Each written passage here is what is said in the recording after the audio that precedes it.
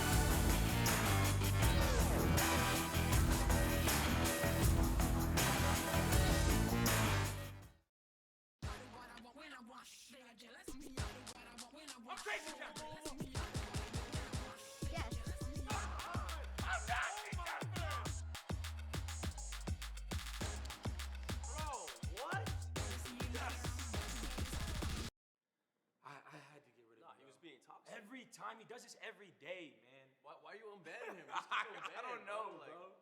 Man.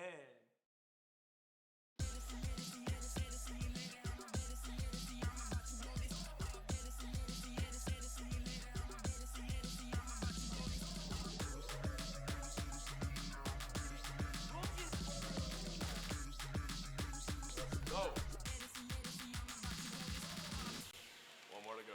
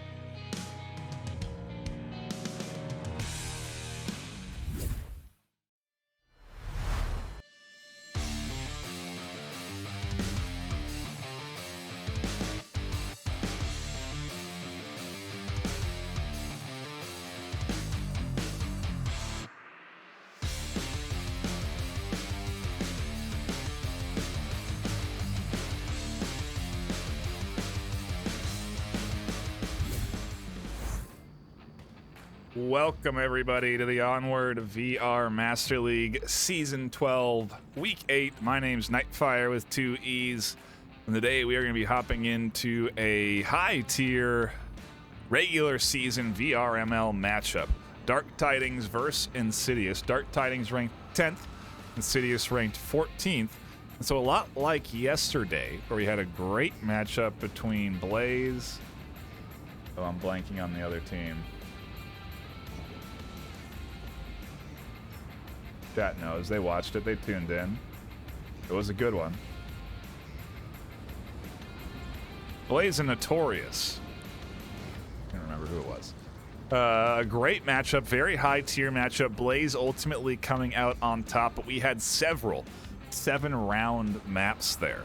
And so very interested to see what we get here today. Dark Tidings, Insidious. We're into that back half of the regular season, so we can expect there to be these matchups at this stage to be pretty even matched. No matter where we go in the VRML ladder, whether it's at the bronze or the diamond, we're going to see evenly paired matchups. It's just at the top tier, you really get to see what is the current meta, what are some strategies people are developing, how are they being executed, what does the setup look like? What do the defenses look like? You can learn a lot by tuning in to a matchup like tonight. So we're definitely in for a exciting one, to say the least. Before we get into the action, we get the chance to kind of take a look at the picks, bans, and map choice of these respective teams and talk a bit about them. Dark Tidings, a team that has been around, I believe, since season 11. Levelot, their captain, been around on Dark Tidings since season 11. It started off on Scared Hitless. A few of the other folks also starting off on Scared Hitless. If anything, a rebranding from Scared Hitless to Dark Tidings in season 11. Obviously, a few additional ones here. Missions from Brothers in Arms coming in season 10. Season 12 this season. It was on 5 Moe last season. And so we'll see what these new roster additions have done for the Insidious roster. I don't think we have not caught a matchup of theirs yet this season. And they did just recently beat Blaze. So kind of as a point of reference in terms of what we're going to get here is skill settings. Over on Dark Tidings, you again have that experience since season 11. Insidious also since season 11, going with that rebrand, and originally tier 3, or at least most of the roster originally tier 3. Oftentimes teams go through rebrands when they add new folks onto the roster, or have a captain shakeup, or they just want to change up their name. And so either way, Insidious coming in with some experience as well, and excited to see what we're going to get here out of both of these squads. We're just waiting for the rosters to fill up here, for the lobby to populate. We only need a few more and we should be into the action, but does give us a little time to talk about the bands and map pick. Coming in from Dark Tidings, we have the Subway band, and from Insidious, the Paradise band. That leaves us with a few custom maps like Hook 2.0, which is where we are headed for map number 1. And this one's been certainly exciting to watch teams duke it out on. Very close quarters, fast action, and oftentimes the objectives are pretty cappable. There are a few that are very hard to cap, but there's a variety here on Hook that I really do like, and I'm excited to tune in here and see what, again, sort of strategies we see from these teams, both on defense and offense. Very much want to see what they've ironed out over the course of a season. I mean, in particular, Insidious haven't. I think I've also watched the last Dark Tidings game cast. Yeah, last year, early December, and so we get to kind of see how Dark Tidings have evolved. That was against Pantheon. We tuned in there, and I am expecting a fantastic matchup here today. Both of these teams doing dang good in Season 12, and, you know, that drive to the top 8 is always present throughout the course of that regular season ladder. At the end of the regular season, we take the top 8 teams. They face off in a round-robin style tournament, and the winner comes out on top with what is now a portion of a $7,000 prize pool in cash and hardware. That is hopefully to be growing as we continue to search for more sponsors interested in joining the VR esports trend. If you're curious who our sponsors are, you can see them right over there. Pro2 VR up now, but their logo's cycling through. Asterion, VR Cover, VRware, HyperX. Gosh, I haven't. When I came back with the cast yesterday, I totally blanked on the sponsor list. The month break from casting had definitely gotten to me, but it's coming back now. But they are a fantastic group of sponsors that have been with us for quite a while in most cases, and happy to have them on board. We should have some promotional links for VR Cover. We're gonna do some tweaks on the bot side of things to add a few more links and whatnot. But that's neither here or there because the action has kicked off. Map 1 is underway. Hook. Dark Tidings versus Insidious. Dark Tidings on offense, Insidious on the defense. Go with a 2-2-1 split here as Levelot and Funshine send up the center, 2 more in through the tunnels, and another way over onto that flank up to the north.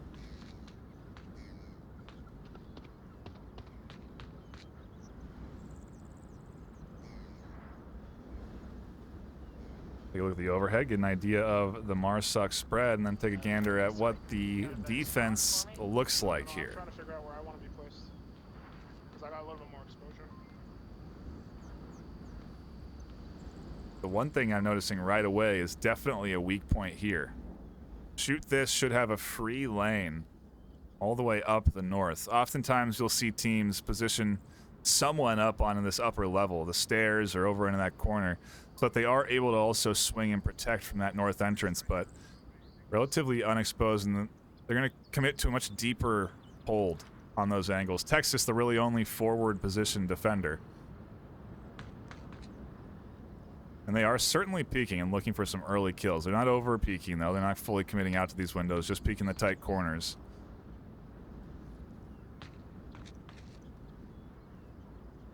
Go ahead and turn on the line of sight lasers to give you all a better idea of where everyone's aiming as well. And You know, I do say that north is weak, but ultimately they have to pass Mr. Dr. Colt. Or Murder. I don't know. I like Mr. Doctor better, though. Either way, Colt here, tucked into the corner. Shoot this. I don't think has any stair options to get elevated, so they have to go in through that gateway. And so I actually do like the a bit more passive positioning there from Colt. Understanding this lane well. It definitely shows that they have knowledge of the map. And, well, I guess we'll see how this works out, because I'm sure also this corner... I mean, I would expect a grenade to be tossed here, or some sort of flash to come out from that entryway. Either way, you still also do have Rambo and K Hunter, who can react on the objective building.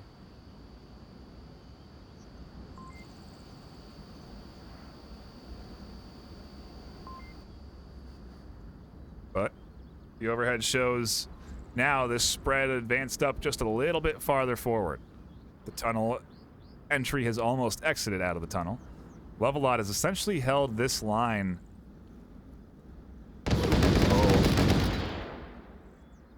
For not long enough. Texas does peek out there and spots Levelot trying to pop up the stairs. Gonna be a kill, but also information given away there. Now Funshine will be a bit more wary of a potential threat inside that building. Could also throw off the timing of this push, so we'll see what Texas does here.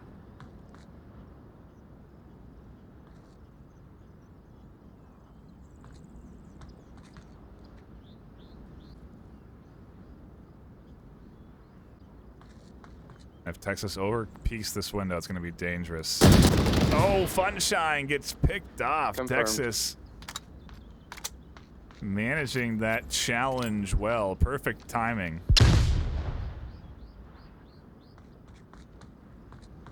That shuts down the center approach. Next up, Shoot This and Mr. Dr. Colt. The tunnel has still not really made their push up. Turkey, get on out of here. I do see a C4 detonator in hand. Ah, there's the C4.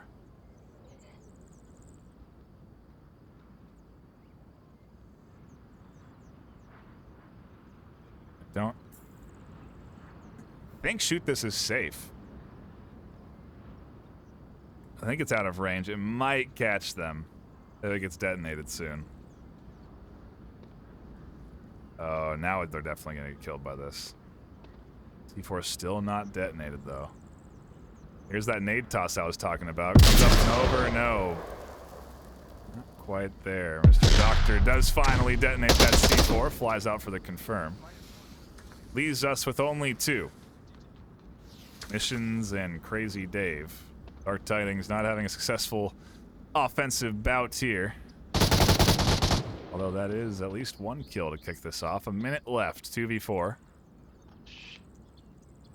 Mission's checking the tablet, maybe realizing their current situation.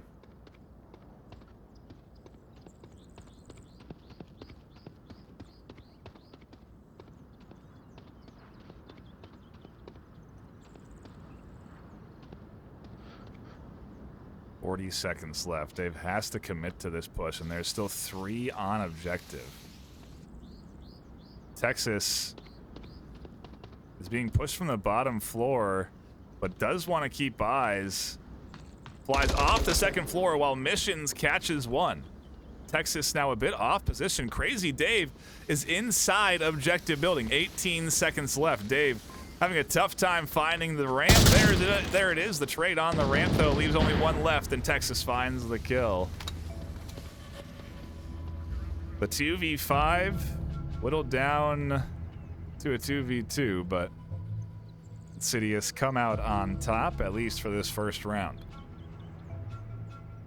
1-0 to the away team, and that is the best kind of start to your opponent's map pick. You want to make sure you lock in that Volk round, kick things off confidently, and definitely showing that they have a good understanding of this map. Hook, any map at this stage for these teams is going to be well practiced.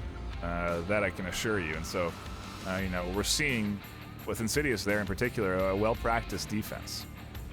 Even though they are talking about certain positioning, the C4 placement at that tunnel position, Texas being the point, 3 on objective. It was a nice layout that paid off. Texas really doing well through those windows. And, well, we'll have to see what Insidious does now on the attack. It almost feels like a...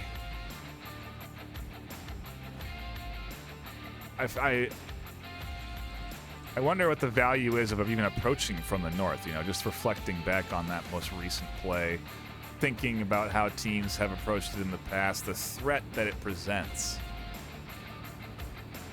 I wonder if we'll see Insidious invest in sending one in from the north. At the same time, if you do catch it undefended, it's an open, you know, it could be an open gap, and you know, we'll have to see. Insidious with a bit of a different spawn, so the timing and placement of where they'll be will be a little bit different than in comparison to Dark Tidings out of the gate.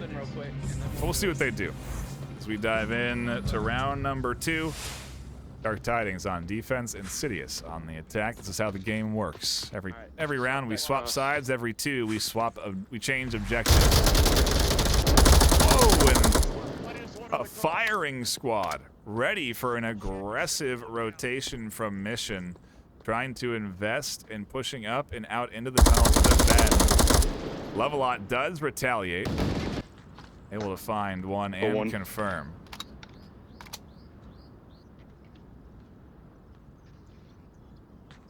Sunshine up on that second floor, like I mentioned before, a standard position.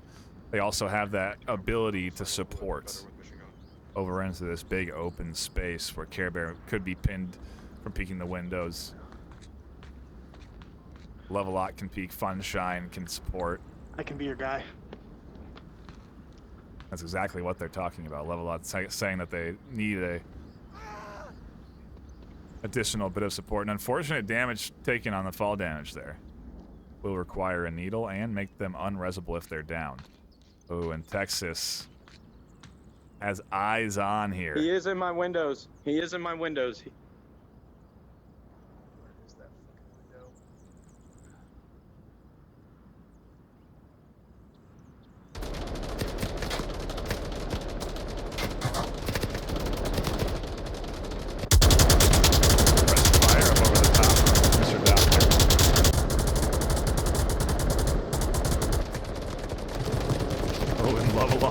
It. Oh, and finds the kill onto Texas. Echo 2. The timing perfect right as the suppressive fire ends. And Mr. Doctor drops off the 2-story. Levelot decides to peek the window. A risky play. But it pays off. Levelot's still here. And both Texas and Levelot proving the effectiveness of this building right now. Take notes. Neutralize that building or use it to defend, but be wary.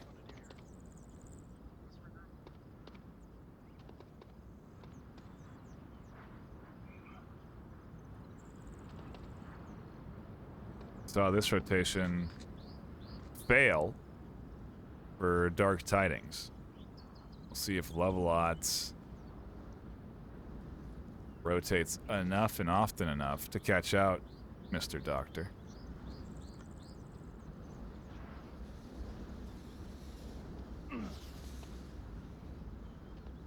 Smokes do come out though, and wonder what the attempted target is there. I think the gap in the wall. Watch that middle rooftop and try to move up. I don't know. Our kill count's fucking -1. Still, Mr. Doctor not suppressing that is going to be risky. Levelot finds another one behind the tiki bar. Gives the call out too, and an interesting rotation over to the north. To the point, the north defense a little light. Shoot this, holding through the window. Definitely utilizing that 3/4 cover. Going to be a tough target to tag.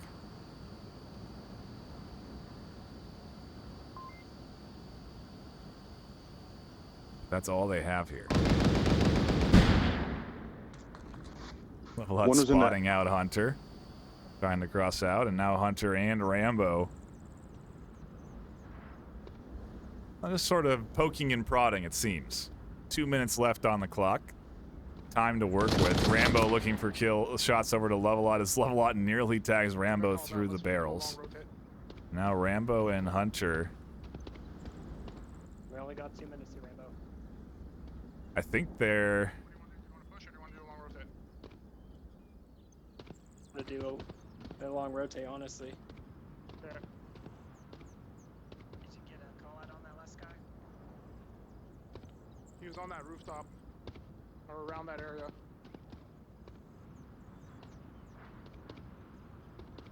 There. Let's just, we gotta push. We don't have a choice. We have a minute 30. Yeah. And there's the debate. Can they go for the long rotation? No. Time and now is going element. Was an element the whole time they were talking, but now with a minute 15 in particular, they have to go. So they will be challenging shoot this in the window. And this is going to be their final battlefront here.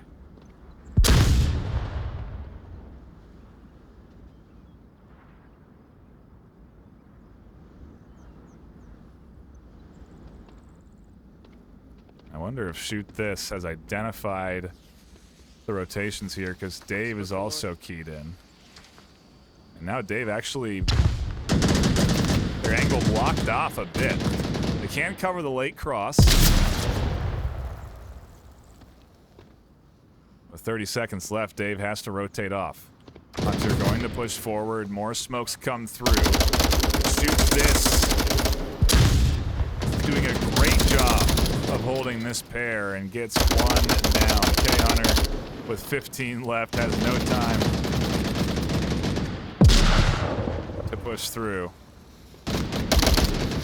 And there is the hold. Nice hold, guys. Nice hold. The window angle paying off, and Shoot This. End of the round with 2 and 1. Got the final 2 kills. Tied up 1 apiece. A little bit of a cleaner defensive round, though, if we're going to look objectively. Coming in there from Dark Tidings. Insidious suffering a few casualties up through the center, and just like Dark Tidings, lost a few there to Texas. Insidious lost a few there to Levelot. And round 2, or round 3, we change objectives, but pretty much stay in the same space. So defense and attack should look somewhat similar. Spawns are going to be a little bit different. And I think the priority on tunnel is a little bit higher here. The tunnel entry gets you much closer to this objective. You don't have to cross out through the open courtyard and challenge, but we'll have to see what the attack style looks like. Maybe even a north rotation be thrown out here.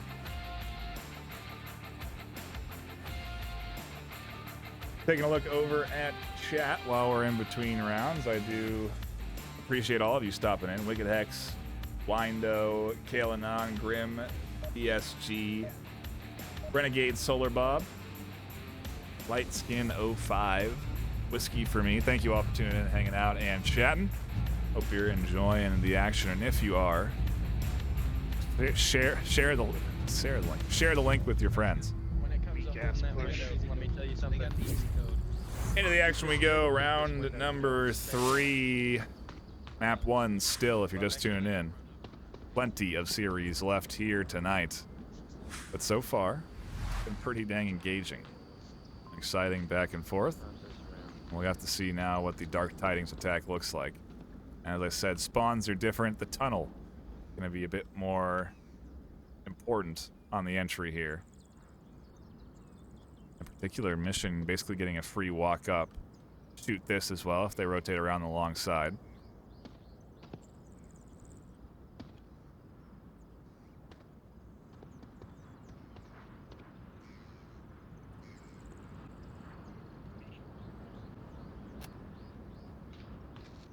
Take a look at the overhead here as we get into the setup phase of the action.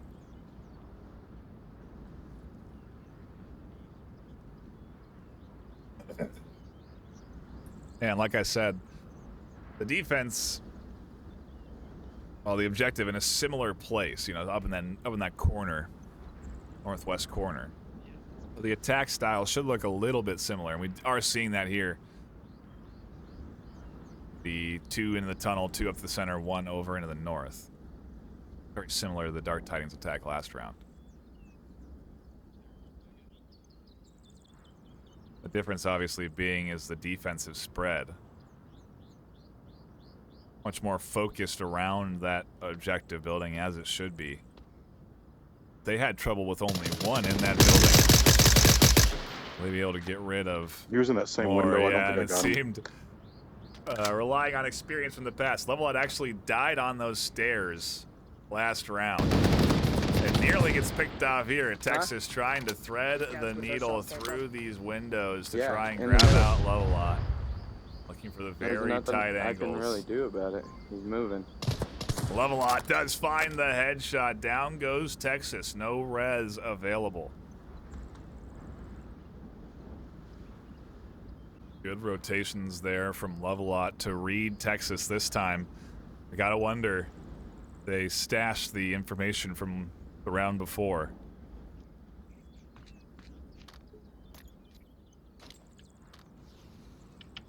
Either way, that's a big kill. Let's rid of at least 1 up there. K Hunter still in that 2-story though, and I'm gonna say Middle. maybe they don't expect another there, but now they are certainly aware that Hunter is up in that 2-story.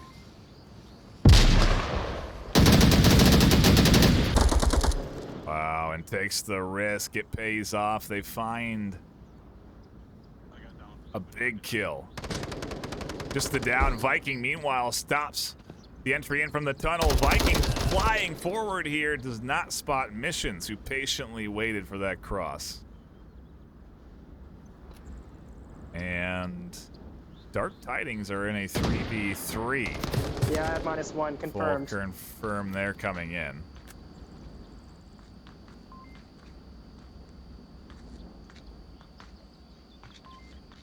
And tunnel side, definitely the weak point here. Rambo is holding a late angle, but Dark Tidings essentially can walk right up to objective building from that tunnel side uncontested. Eventually you shoot this, we'll have a very close tight angle as well onto K Hunter in the 2-story, and Hunter won't be able to peek any windows. But time ticks. 2 minutes left on the clock. Shoot this, just checking his watch right there, so aware of the time. Hunter also radioing it into the team. Everybody on the same wavelength.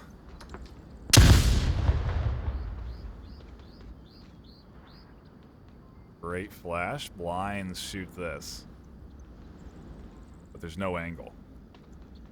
Does prevent shoot this from advancing a little bit farther forward, but still a nice flash tossed out there.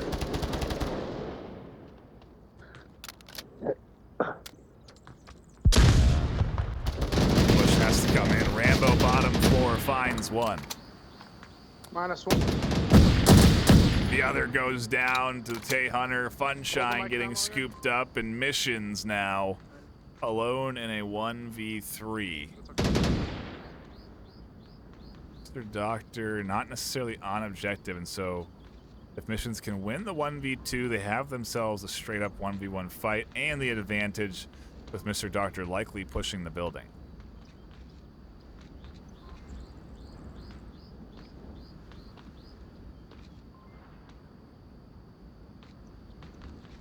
Big play. The timing.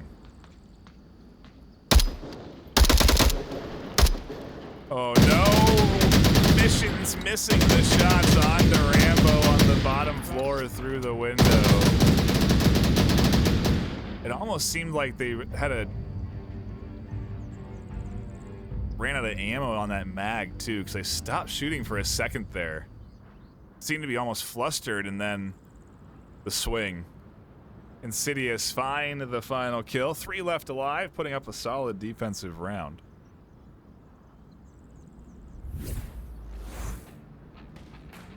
Trend continues. Volk trades back and forth. See what Dark Tidings throw up onto the defensive wall here, and if it'll stick, or if Insidious can break through. I think, again, a heavier tunnel push could have been effective, but you also have to be worried about a heavy tunnel defensive presence, especially in this dark shed corner. Often grenaded out of safety before even advanced on those. So, again, a lot of these positions, you know, they're good defensive positions, but they can be countered. And these teams know all the good spots and the counters. And so it's just a matter of, you know, not chess, but it is a bit like it's a mental battle of where someone could be, where they will be. Are you going to try something meta? Are you going to go off meta? Are you going to try something aggressive? Are you going to stay passive? Are you going to go for a fast smoke push, or are you going to wait for that last minute until you advance? There's a lot of variety in how you want to approach what you think you know, and so we'll see. Insidious with a very different spawn as well from Dark Tidings, the opposite side here, the deep corner.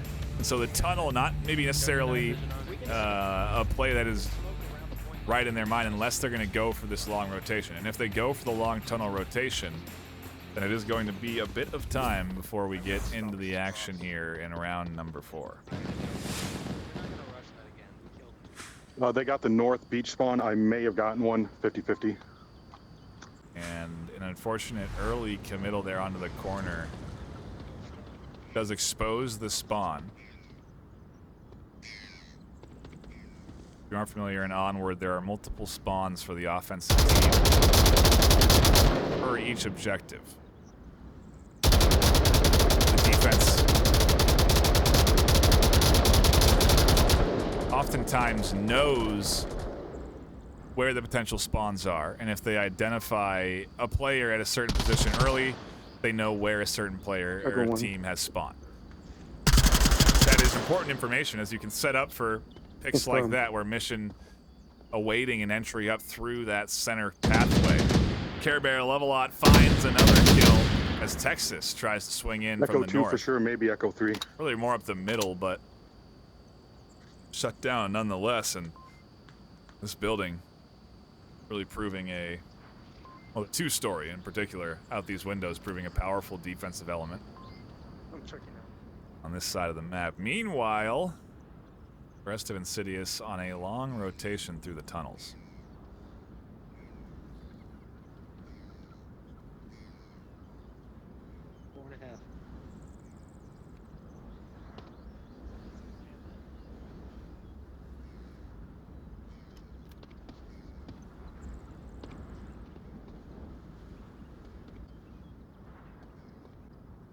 Seems like for now, the trio just trying to find at least 1 or 2 picks, get themselves back in this a little bit, also discussing what the planned approach is going to be. And it seems like they are investing some importance in really applying pressure from multiple angles.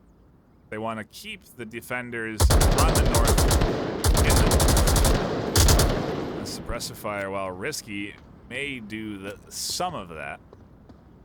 Maybe Funshine looking in through the center. I think that was the idea, but Funshine instead then directs their attention up through the center, and down goes Viking. Meanwhile, another battle over in the north as a push comes in here from Rambo. The flash up over the top, a counter flash does not catch Rambo, and now the waiting game is made in the retreat. They don't need to push as the rest of the defense shuts down this push, and with 5 alive, it's Funshine, Levelot, and Missions who do all the shooting. Crazy Dave and shoot this. Just sit back, relax, and enjoy the point on the board. Trade and Volk rounds, one apiece. And now with those two objectives, especially up in that northwest corner, I feel like they're maybe not heavily favored Volk, but definitely Volk favored objectives. A lot of these other objectives are very challenging to hold on Volk, and our next objective takes us into the center of the map, and it is an objective that can be capped from a few different angles and really does require a thorough defensive hold. Otherwise, you can kind of slip through the cracks and cap on this OBJ. So I am curious if we'll see a distract and push up through the middle sort of attempt, where, you know, the team may spread around the enemy, try and draw their fire while they send one or two up through the middle, and that play can be fast or timed. And so again, depends on the spawn in some of those, in some cases, but yeah, the pacing going to be a little bit different here on this objective. Granted, we have found ourselves into the action right away for the most part.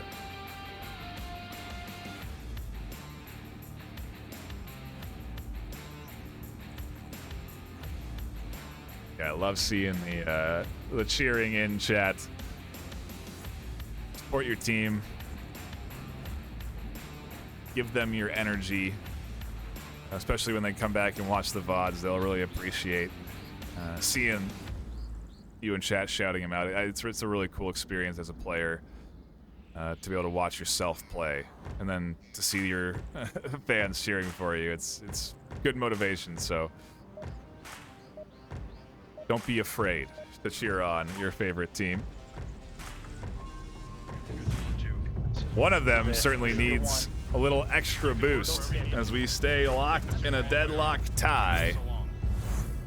How long will the tie last? Who knows? Dark Tidings looking at map point if they can string together a cap. That hasn't happened yet. So far, we've traded rounds down one apiece. They got the west spawn? No. Yeah, west spawn.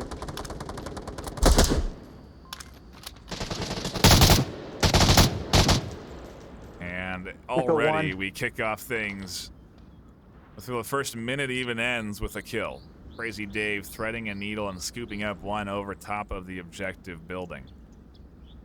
Gonna be a big pickup that could be important later. Meanwhile, a battle up through the center as Texas goes down. Love-a-lot giving Texas a little bit of their own medicine. Texas utilizing this building effectively on defense, but now Love-a-lot Casey, did you get the one in the room right on top of those the steps? attack pattern here. But with two down, Dark Tidings find themselves in a nice 5v3. See, heavy investment from the Insidious defense on this building in particular, just off of the objective. If they are to lose this, it means bad news. Caps can go undetected. If Mr. Doctor doesn't rotate off of the deaths of both Rambo and Viking, there could be something here, but so far Insidious have lost just one to defending this building. But it means they've invested 3 here, and so we'll have to see what the attack looks like from DT as they have 4 minutes to set up.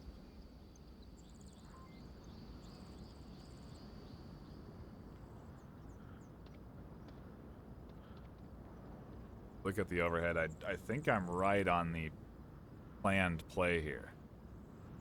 Circle the objective. Distract and draw fire. That's not what you want to have happen, though. Golden Viking actually swings out from their stair hole and catches one. Rainbow gets rid of shoot this. And the edge distractions, while certainly distracting, are also gone now and dead. Still over by the wind shack, and I think there's one to my right. And while that has happened, what kind of ground have Dark Tidings gained? Really only halfway across a street that they already know has been cleared, but doing it quietly, trying to remain stealthed.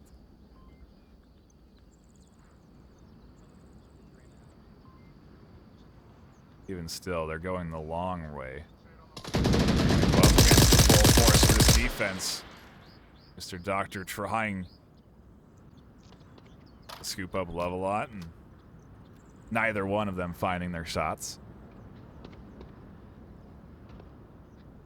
Pretty sure I got that one. About 75%.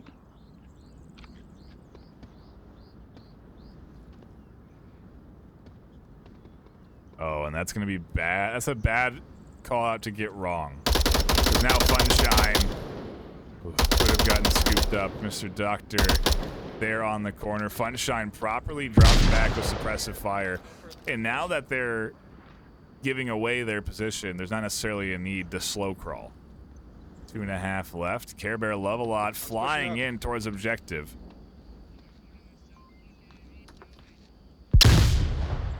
Tucks into the tight corner and is trying to throw off Golden Viking, giving them maybe some misinformation on the audio cues.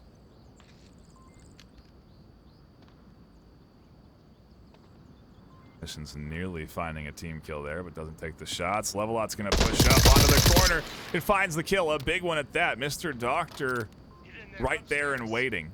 Has an eye on the second floor. C4 detonated. Mr. Doctor goes down, and now Rambo's alone inside the building. The pad comes out, but Rambo swings. Love-A-Lot gets scooped up. 2 left alive as Missions is up on the top floor, and he gets fired off by Rambo again. Rambo picking up a double. The attempt on the cap here being shut down by Rambo, and the search for the 2 points could bite them in the back as Insidious and Rambo clutch their defensive round just barely. And, well, can you blame them? Dark Tidings, recognizing that they are in a tough scrap, pursue the cap attempt there. Try and lock in a map win and sort of cut the momentum out from under the knees of Insidious. But instead, we could have an opposite effect as the attack completely fails.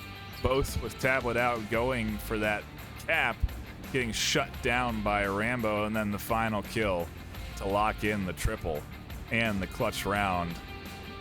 Insidious doing a great job of hanging in there, and well, now Dark Tidings have to defend the same objective. A center of the map, tough to defend, prone to encirclement objective. One, again, that can be capped from the inside. It's why you saw such a heavy investment from Insidious on defending that inside. It's why there was several defenders in there and around that space when they died. And it ultimately pays off.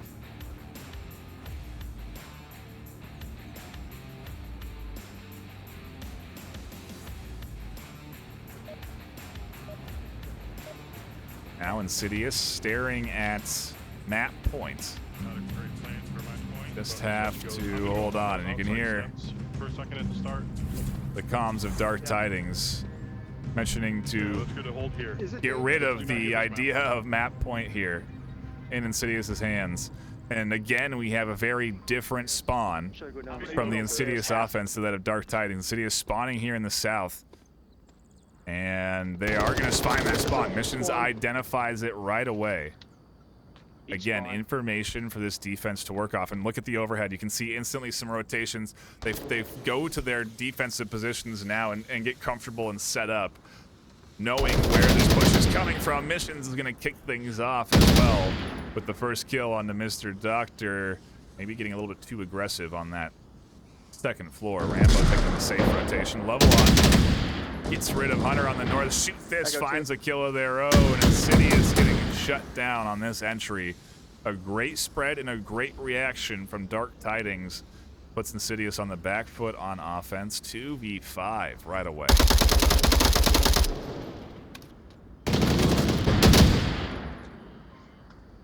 Echo 4. Now Rambo finds themselves in a 1v4. A 1v3. Rambo's clutched before. They can't clutch again. Mission flies over the hill, shuts it down. Another there to confirm from the stairs. We are headed to a round 7. And, well, maybe I called it or something. But, I said in our game yesterday, with Matt teams of this quality, this deep into the season, you can expect there to be pretty even matchups.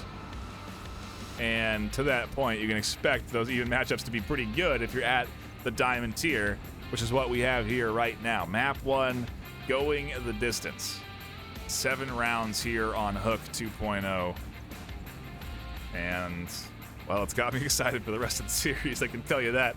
Where we land here is important as well. Dark Tidings getting the map pick first. It means that wherever we go next is Insidious's map choice. And now at this level, does that matter much? That's up for debate. As we've seen here clearly, Insidious ready for Dark Tidings map pick. But we'll have to see. As round 7, well, certainly the time will tell. And we're now waiting here. Oh, I'm just looking at the KDs as we wait. And Lovelot 11-3. Rambo 7-3. Mission 6-4. And so some powerful positive KDs coming in here. Lovelot in particular breaking the double digits. Admittedly easier to do when you have 7 rounds, but nonetheless impressive for one player in a league match to be able to do that. And both them and Rambo, standout shooters so far for both teams, respectively. Who will be the best of the best, though, is that question we ask ourselves, and we'll get the answer at the end of this 6-minute round. Kick off the action, round 7, map 1. Am I hidden? Rambo, check.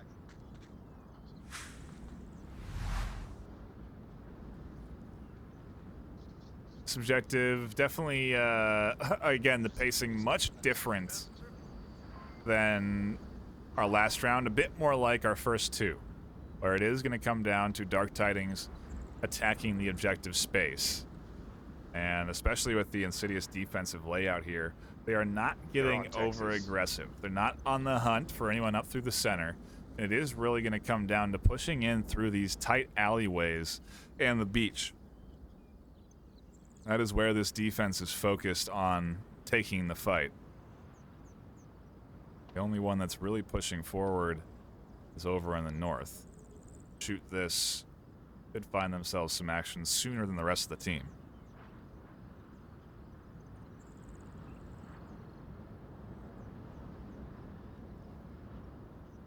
Oh, and there is the first kill. Lovelot peeking up over a high ridge. And Texas taking the shots through the brush. Does give themselves away, though, and you can see Shoot This dialed in. The trouble is there's several defenders here. And is Shoot This going to be able to hold the several different angles? I think Hunter missed the cross. But if Shoot This decides to push Texas here, abilities need to get on, and what a great nade toss from Shoot This. You can see the attempted retreat from Texas, recognizing the threat of the pin pull. And I think the only way to get to Texas is for Rambo to push through the line of sight that Shoot This is holding. Oh, and there is the peak.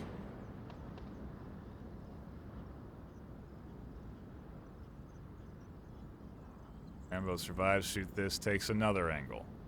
Late hold. Dodging the utility, and actually, I think this is their smoke.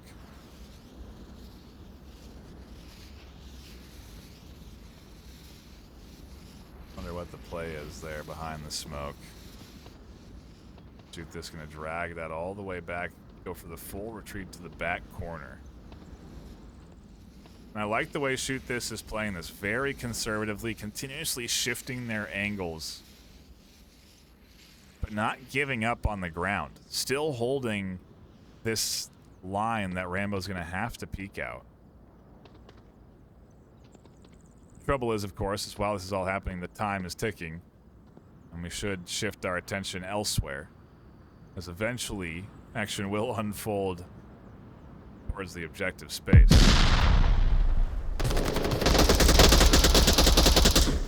Ooh, fuck. -1, there's one on the south rooftop near the middle. As the call out comes, Dave catches one. Mr. Doctor still radioing in information. 2.5 the push coming in from Dark Tidings. A trade up through the center in the alleyways.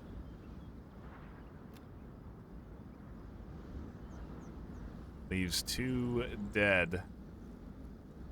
1 unresable. Really just Golden Viking on objective side. I'm getting aggressive here is risky. Although it may lead to a res, which could put this up 3-2. Texas up. Finally, Texas gets scooped up. Probably at the last few seconds of them even being able to be alive. And almost getting killed on a cross.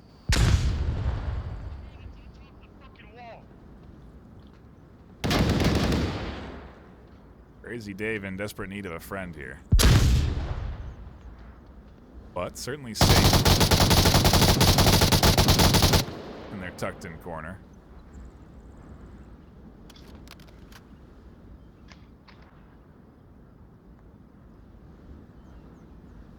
Gonna come down to how Funshine pushes this.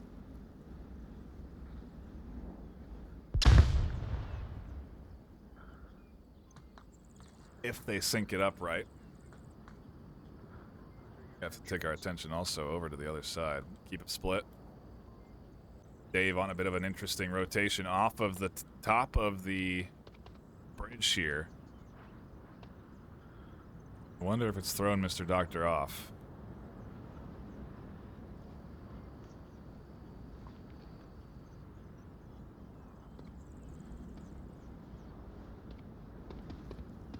Oh, this is interesting, though. We may see a link up here. I think I seen movement on Hunter. Fortunately, it seems like a bit of a miscommunication there. Sunshine now realizing it's their teammate. Smoke comes in. Dave goes down off of the smoke. Sunshine swings around to the wider angle, and with 15 seconds left, has to push. Here's actually probably the call out from the opponent, and is pushing in towards objective. 10 seconds, and now the window for a cap goes away. Insidious have to stay tucked in as Funshine nears objective space, and only able to catch 1 or 2 before the clock ticks down. And Insidious take away Dark Tidings map pick for map number 1 in this series.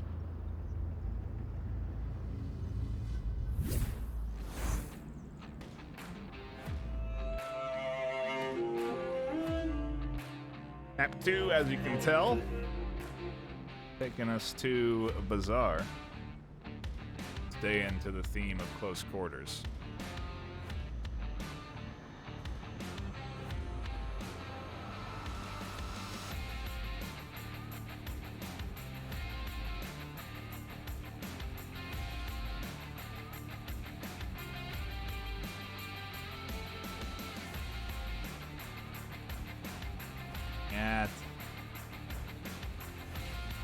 Insidious's stats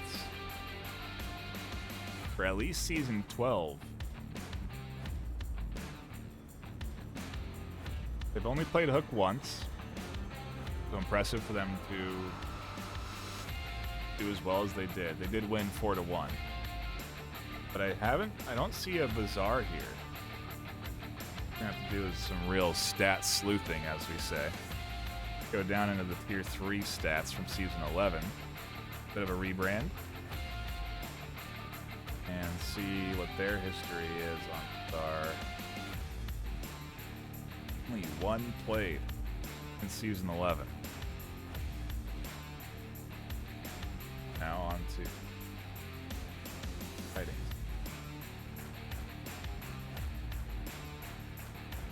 All of this done and analyzed inside the VRML.com website. You can catch all of your statistics about all your teams and players and casters. Bizarre 2 played this season so far. 1-0. So I don't know. I don't know why Insidious has picked a map that they have very rarely played. But maybe it's because Dark Tidings have lost twice on it already this season. Go back and look at the season 11 history. Only played it 3 times, but only won it once, so not a strong... Oops, that's my end. Not a strong past there on Bizarre for either team. So I'm curious what we're going to get here. We are into a... not too long of a timeout.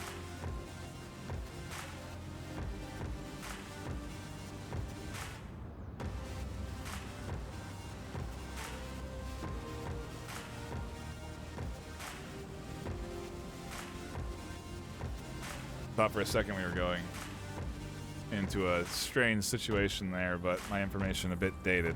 Just waiting on Dark Tidings 5th to pop into lobby. Likely a, well, maybe a sub. But currently looking at both rosters, I'm not seeing a sub on Insidious or so far on Dark Tidings, but remains to be seen who the 5th is when they join, if they join.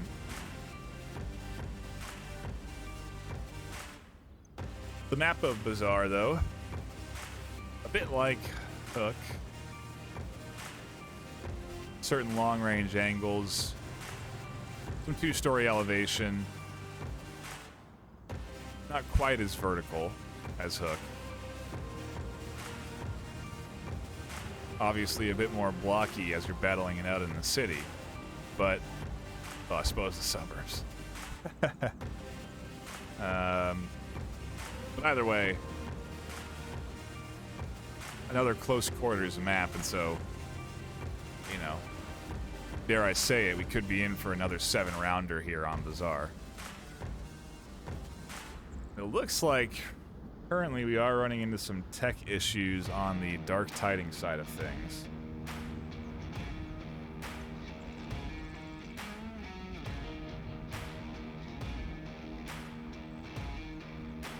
And so, please bear with us as we deal with the tech difficulties. Hopefully we can get those solved and get into this map 2 Bizarre pick.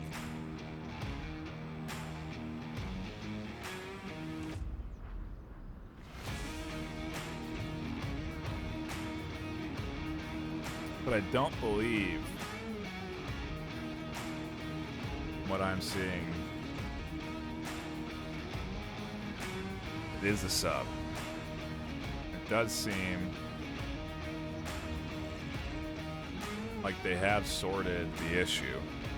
I think Missions has popped in. So I don't think we need to go to an intermission, thankfully. I think I can kill time here with you fine folk. Speaking of, take a look at Twitch chat, see what you're all saying. Hyped about the win. GG's, love to see it. What I can do, run a bit of a prediction for our second map. You may not know it, but as you watch, you get something called channel points. Those channel points can be used on a few different things. We're hoping to expand those offerings in the future. But for now, kind of gamble on who you think is going to win. So for the next, well, it's in the past, but it was up, and you could wager who you think is going to win there with the predictions. Free fire. Watch that And- free fire. Well, I don't know who is going to come out on top of this, but we are into the action. Insidious versus Dark Tidings on Bazaar, and already a heavy dose of LMG fire to kick things off.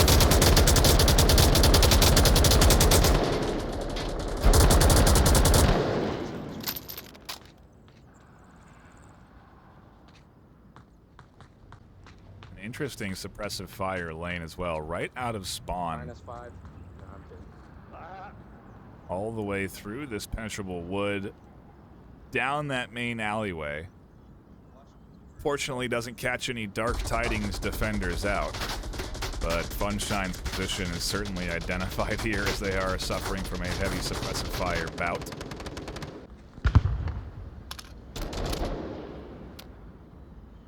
Dave on a 4 position, able to catch it on the top, but now the LMG directed to their side.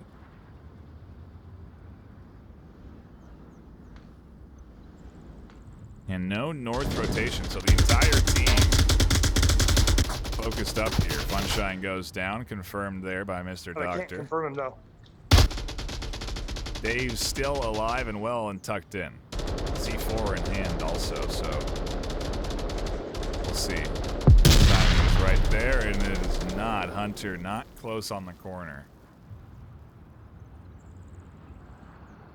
Dave anticipating a bit more aggression off of that LMG's fire. But it was not coming from K Hunter, it was coming from the other side.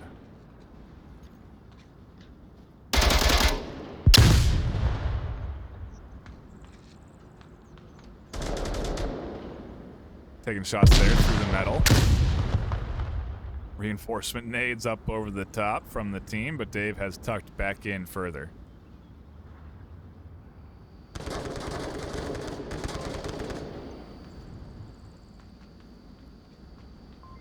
Really do have to keep the attention split here. Heavy smoke application comes in. Shoot this, is going to throw a flash out, fly down the bottom.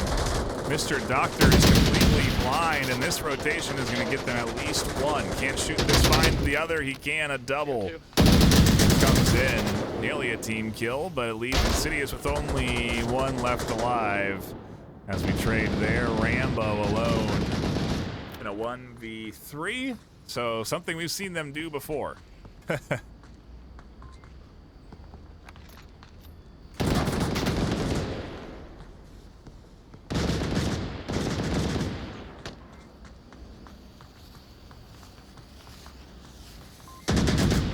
Hey, Hunter's still alive on that other side. Has found one in the chaos that Rambo is sowing around objective. There's a kill for Rambo, and Tablet's out on OBJ, and while the cap was coming through, K Hunter finds the kill on the other side of the smoke. And what could have been a 2-0 start to Insidious's map pick is still a Marsoc point in the books. And the lead stays on Insidious' side now. A touch concerning if you're Dark Tidings, as you have suffered that map 1 loss, and now you're in a space that Insidious could be more comfortable than you.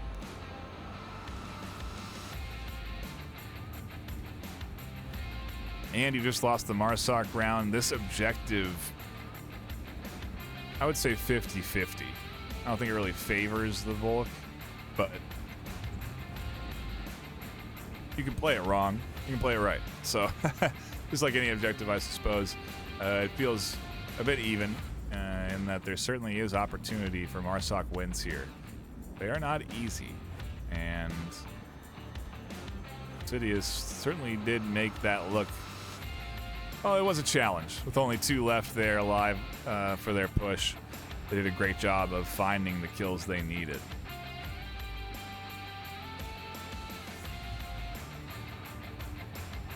And now we just have a minute and a half of strategizing. And Dark Tidings will go on the attack. And a bit like Hook, Czar has these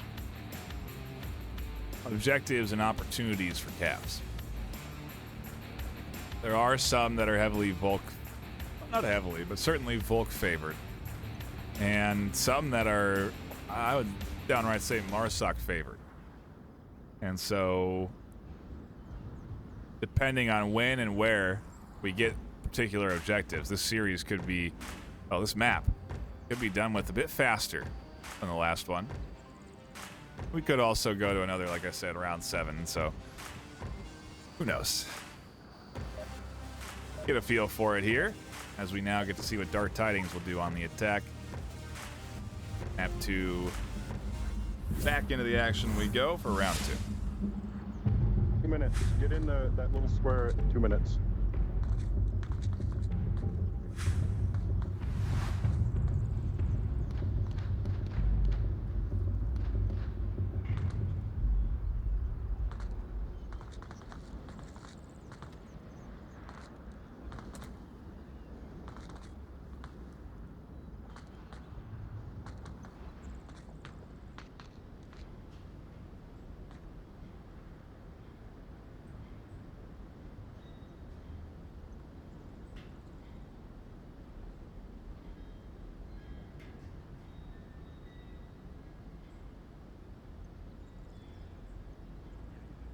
You know, it's interesting that we have this continuing trend.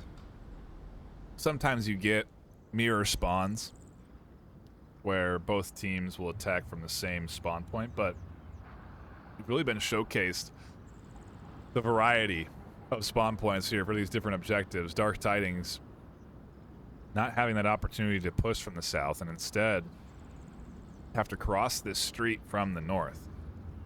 So it's a very different style of approach, where the center courtyard is being utilized here by Funshine. Wasn't utilized at all by the likes of Insidious on their push.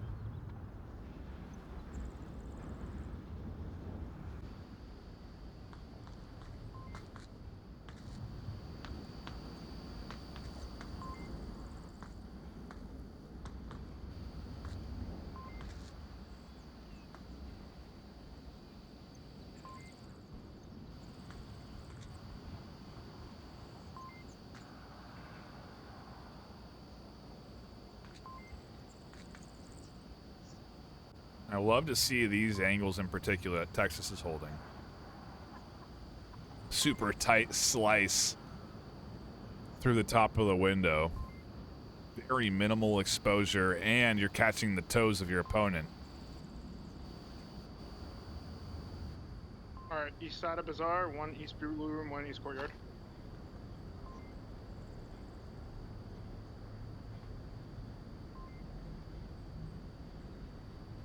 Sounds like Rambo has gained some information there, identified at least a few up through the middle, maybe from mission peaking. Either way, though, it's all just a matter of setting up for Dark Tidings here. The call out of pushing into the objective space at 2 minutes, you know, an indicator of what the timing will look like here. And, you know, Levelot on a long rotation. One of the key shooters getting sent all the way over into the northeast will eventually wrap from the east side and hit from that east corner.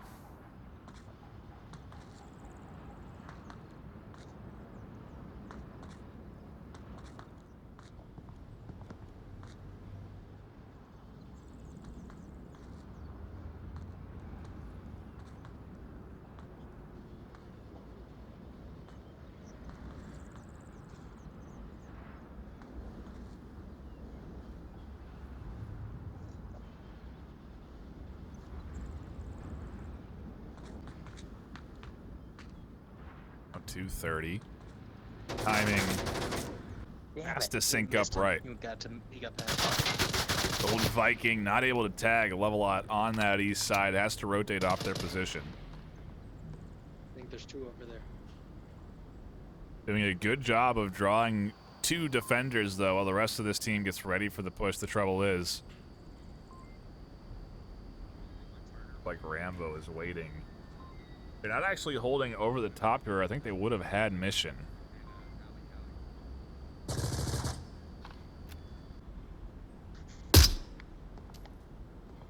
Blood does get 1. Gotta keep our attention Looks like split under across scaffolding's the clear. map, though. Again, because the push is coming in all at the same time. You can see the duo as well from the south coming in.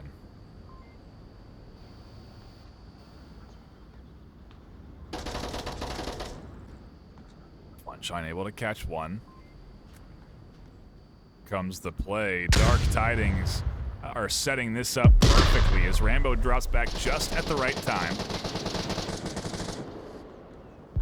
South push comes in. Shoot this, able to catch out Mr. Doctor. Here comes the attack onto the objective. Everyone drops in a flash, and it's all up to Texas, who goes off of the objective, trades with Shoot This, and before anybody can cap, a powerful MARSOC round goes into the hands of Dark Tidings. We trade down here one apiece.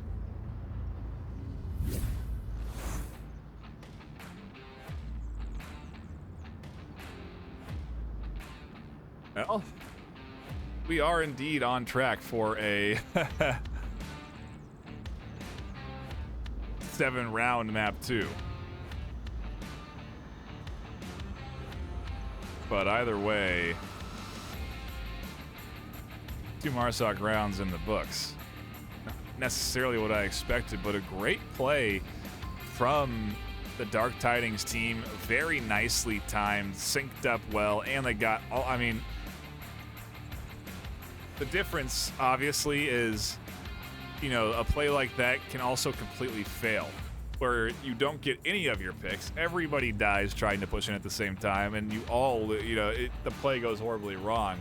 But really nicely done there from Dark Tidings. The timing is not easy to nail like that, and they really were hitting it from every angle, forcing these rotations, forcing people out of their normal defensive positions, and, well, that's all you can ask for out of the setup and execution of a MARSOC attack. So, great play from both sides to get their MARSOC rounds. Switch objectives over to the Humvee, which, again, I would say 50-50. Certainly capable. Depends on the attack. Depends on the defense. And so we'll see if we get a heavy push early or a slow methodical. Who knows? But there are options. And the action starts now as round 3 kicks off. Fucking right. Fucked up. Good shit. I'm not gonna get a new one. I'm gonna wait till the new one comes out. In that little cover in the middle. Maybe it's losing track of your face.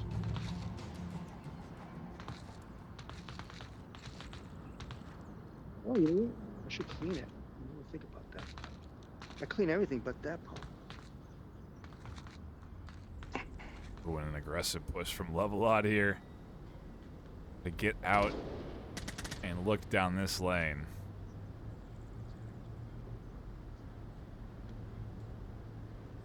Might pay off, though, if Texas overcommits.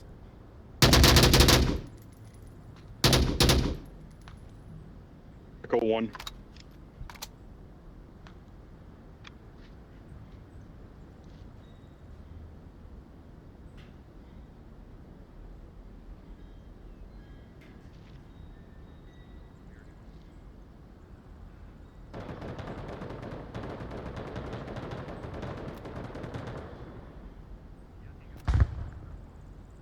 Definitely a good start for Dark Tidings on defense.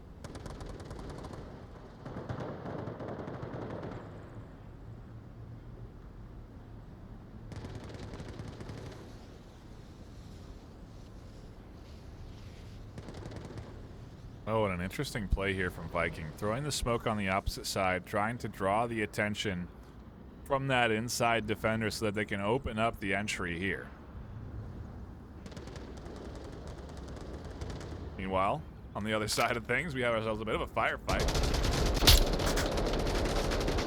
Nobody dead yet, but a lot of suppressive shots being sent down range.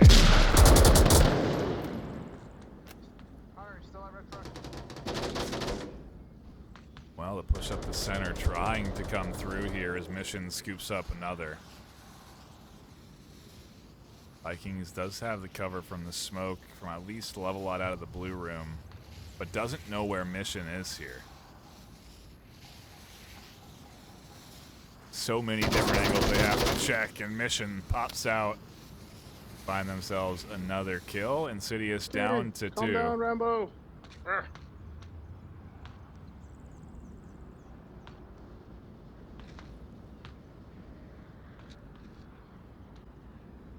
And a little bit of self-talk there from Rambo, telling himself to calm down in third person.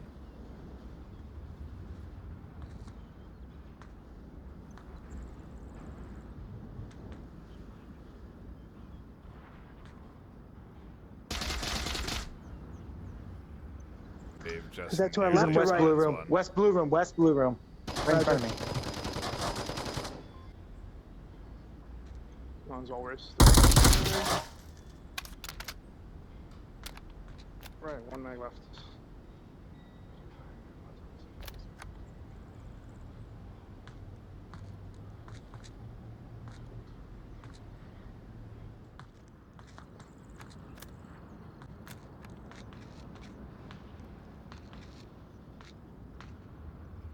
Curious what the play is here with 2:40 left on the clock. Rambo and K Hunter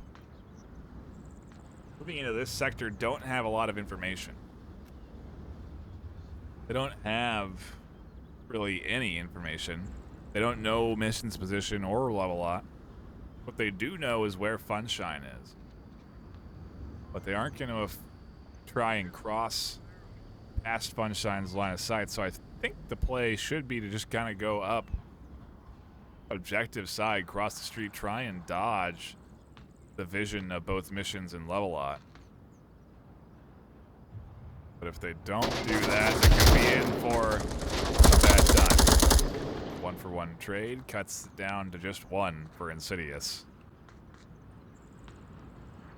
Rambo again finds themselves alone in their conquest for victory.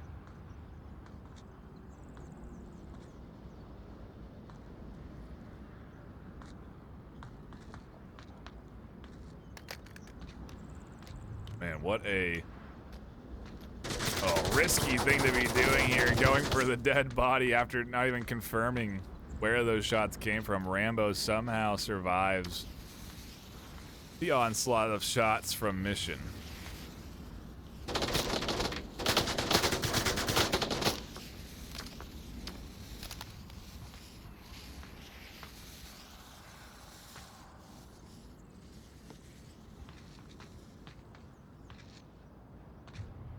And they now have very limited time.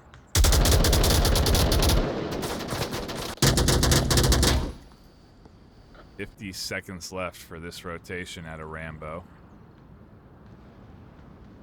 Checking the tablet, hopefully they realize the time limit they're on here.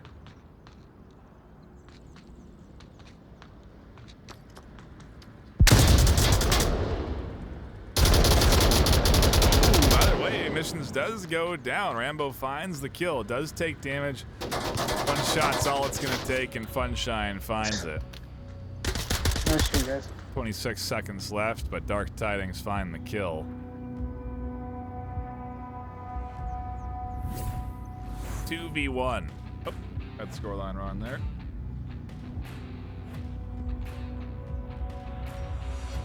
Dark Tidings here.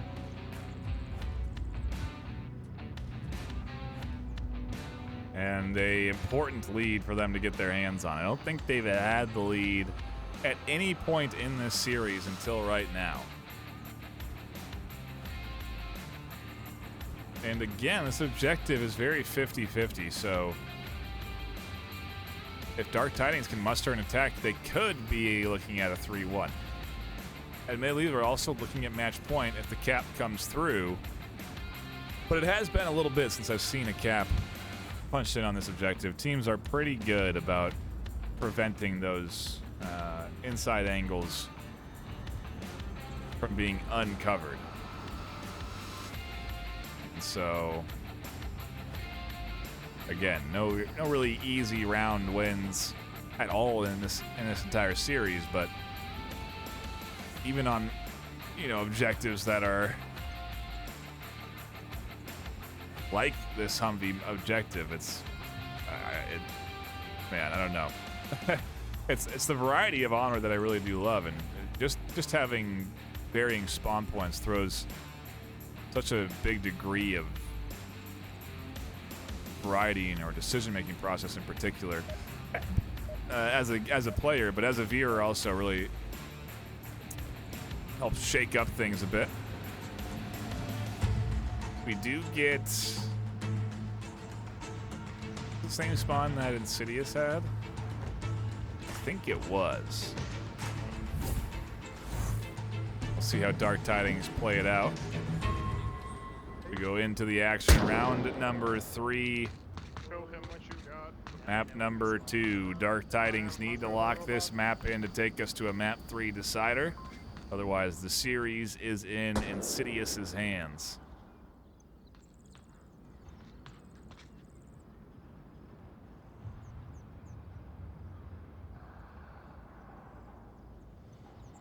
Curious to see what this setup looks like.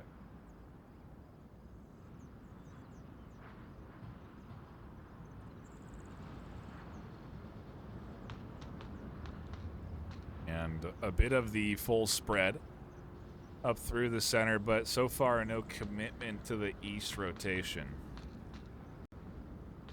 Interestingly enough, it seems to be a weak point there on that defense. They only have invested one over into that east side. Similar to Insidious, they only really had one there. A level lot was inside the blue room, which is near objective. But could be a missed opportunity. I feel if they go west, we're gonna have a much more difficult time breaking through that defensive hold. And up the middle, obviously, well, maybe not obviously, but potentially one of the more taxing Shit, Rambo, efforts. You're doing great. Idiot. I'm kidding, I'm kidding. 3 defenders on the space. It'll be tough to push up through the middle. 2 or 3 from center bazaar. Oh yeah. And then 2 are either going to come. An interesting note about Texas's position right now is that there is a lot of reliance on their defenders to identify a flank. Mr. Doctor is actually watching for the south rotation. Just a very late angle. Review the cast. See them now. This is the line that Mr. Doctor's holding there. And it is an interesting setup. Mr. Doctor actually isn't positioned here to even watch the east side of the street on the out. They're just watching the flank. Relying on the rest of the defense on objective to do the job. I like the setup. You know, whenever I look at a defense, I always look for the holes. -1. That was inside the E building. But not much there. Fire's down. No, I'm. Never mind, my turbo's blocked.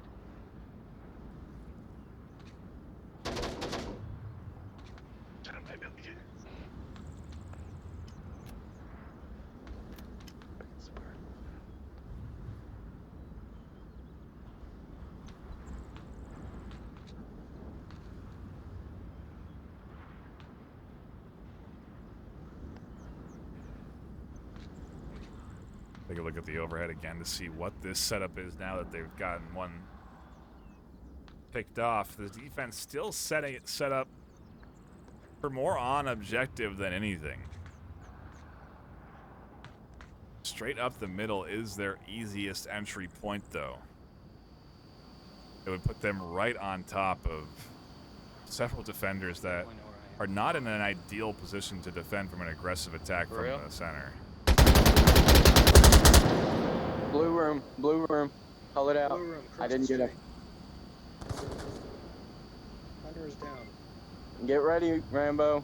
44. He crossed. He crossed. Fuck. What do I do? Stay here? South. Reposition, Texas. Too shaky. He's gonna come up to your right, Texas. Clear. Smoke from bazaar. No, now you're blocked. Oh fuck. Texas, you're fine from the right. And this is the play. Up through the center, they're attacking the weak east side. That's my flash. Dave up One's with on me. top.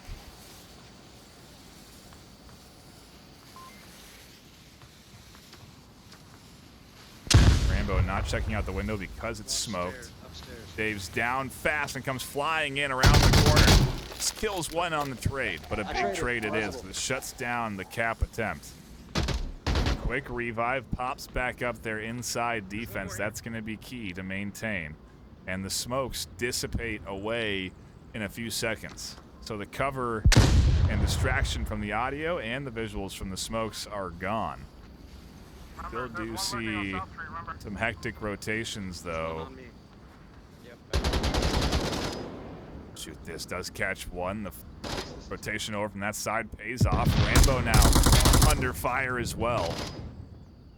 A very key time. And Rambo comes flying off. He gets missed by Funshine. Somehow able to survive onto this rotation and finds Funshine up top. Should be two. One still south. Shoot this, still trying to get rid of Rambo. The second's ticking down though. Rambo just has to defend and hold. Catches another and is finally getting picked off. 13 seconds left. Time has been an element before as Mission flies onto the objective. Doctor peeks to prevent the cap. And a Volk round into the hands of Insidious. Keeps this thing tied up. Oops. Score 2-2.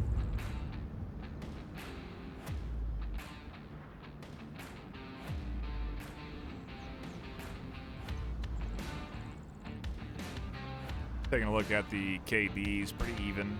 Shoot this 6-3. Rambo 5-3. Both respective standout shooters for their squad. Mission 4-3, and Hunter 3-3. Everybody else negative KDRs, which is fine when you have a few of your teammates putting you on their small backpack and carrying you around.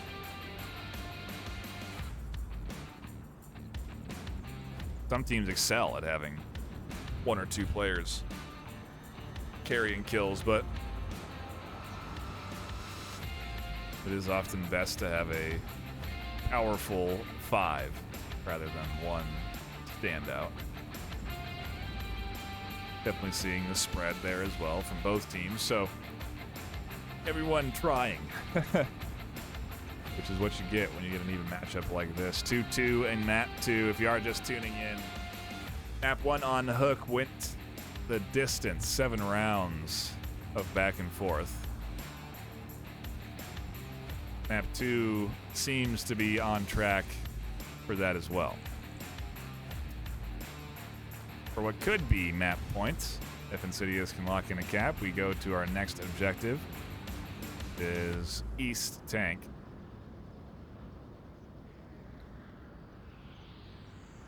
And I don't think I've seen this one capped. You know, it's certainly can with the proper smoke, but it is a hard objective to really get close enough to without being shot. There's not a whole lot of walls or buildings or cover or anything really to tuck into to cap the objective. So I feel like I have not seen it capped often. Only times have been with exceptionally good smoke placement. So Peaks. I'll have to see what we get. We go back into the action for round number 5.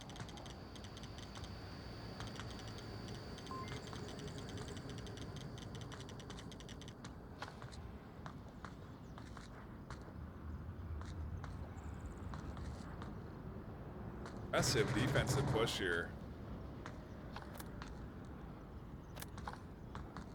Shoot this, really pushing out.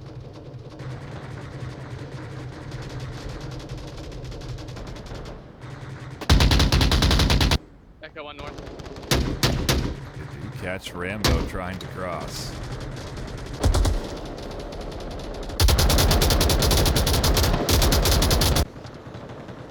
And in the full force of suppressive fire.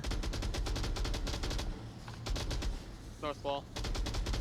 We have shoot this. Holding the north side. Can't quite catch the head of both Vikings. Does survive though, both of them. Looking for more.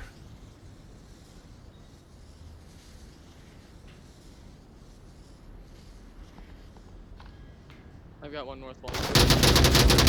Texas decides they want a piece of the pie, but don't get a slice. Shoot this. I go 2 north, still Slaps north their wall. hand away from the table. Finds themselves another kill. Good. Smoke. Perfectly placed on the window. But there's 2. And that's 3 for shoot this. Viking is resable on the backside. They're going to need that res. They have lost one too many at this point. Hunter is going to be able to rotate around, and it should be back to a 3v4 in just a moment's time.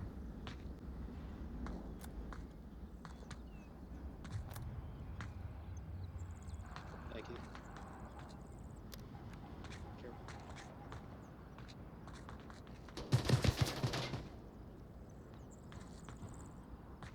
Was that blue room, Viking?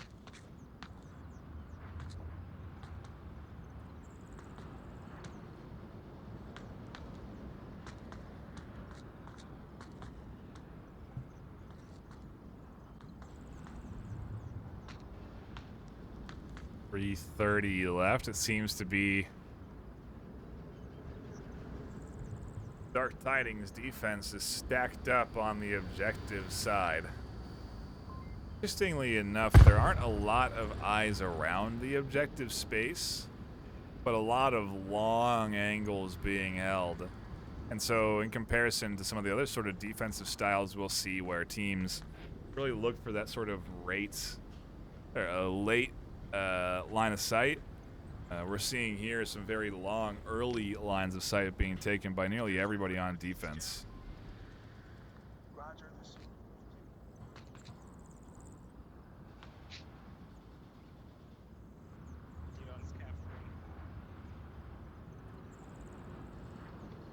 One sounds like scaffolding blue room. He just called me. No, I Hello. didn't. That's rude of you.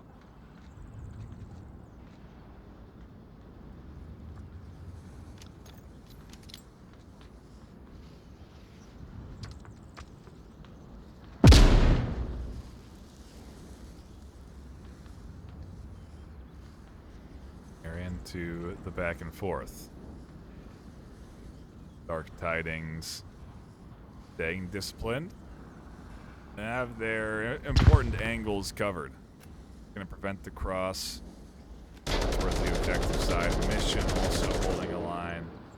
Crazy Dave holding the late angle for the push out towards objective. It's just going to be super hard to get through this defensive layout.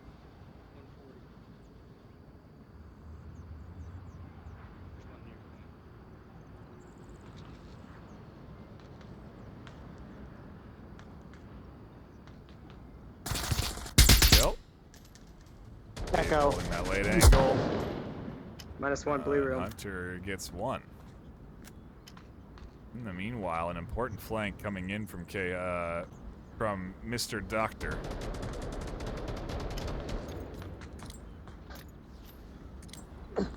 Smoke on OBJ.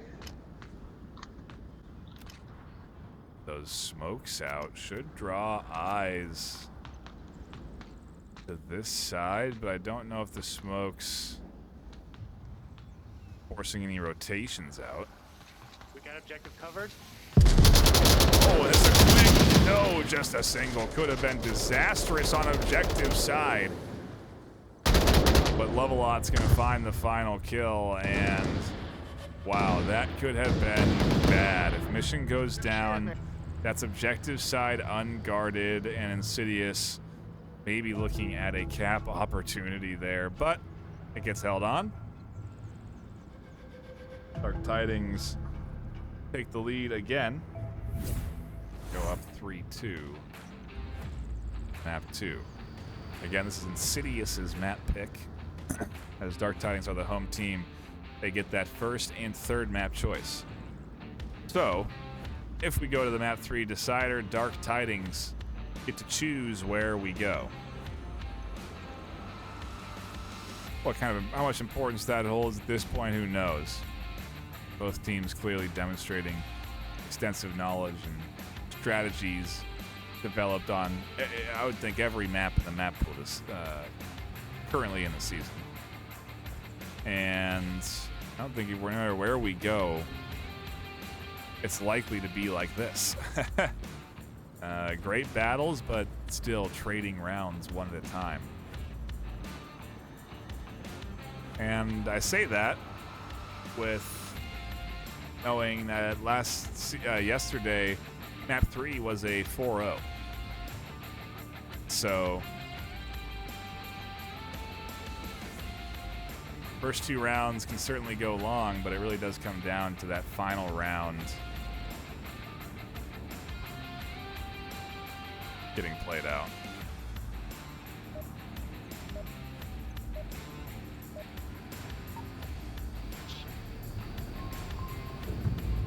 Either way, we go back into the action for round number 6. 366, 84, 50, 366, 84, 59. Dark Tidings just a round away from locking this one in. I'm gonna try to cross, just cause screw it. I'm gonna go all the way to the wall. Yep, Up lane in.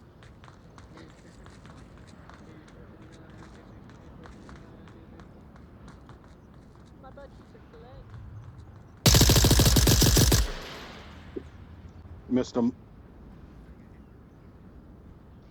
Shoot, this does One went to make the the east. cross without getting challenged. But Insidious have invested in a bit more of an aggressive well, I would say actually a bit more defensive rollout, as K Hunter hasn't pushed up as far.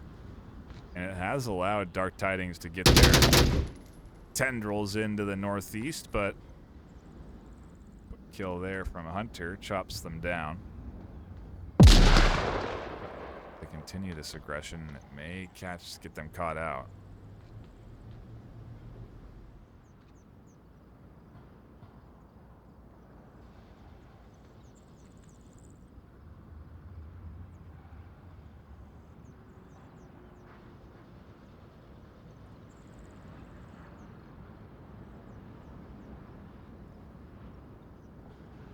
Oh man, and Levelot definitely in a tough spot. No matter where they go, Hunter's watching one end, Viking the other. Not an easy out from behind these cement bags.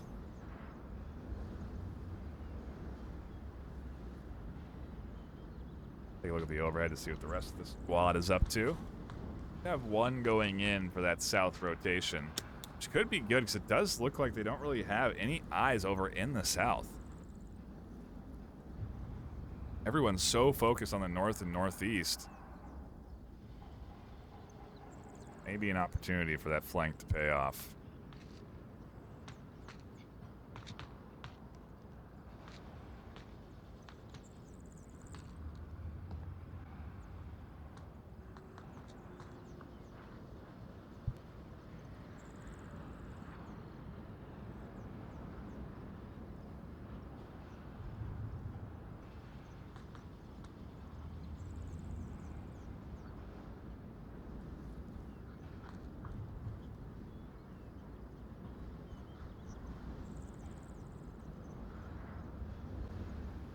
And a half left.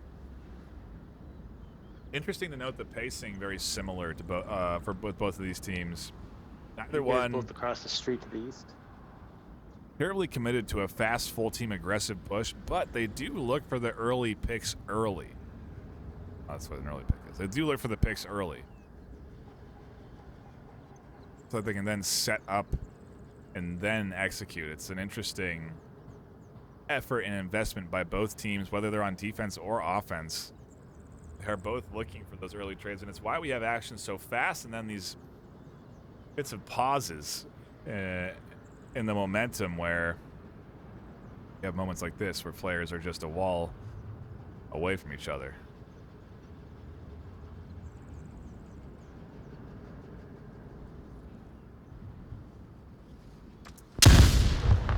And I'm looking at the overhead now, and it seems like both Funshine and Dave have backed off from the south effort.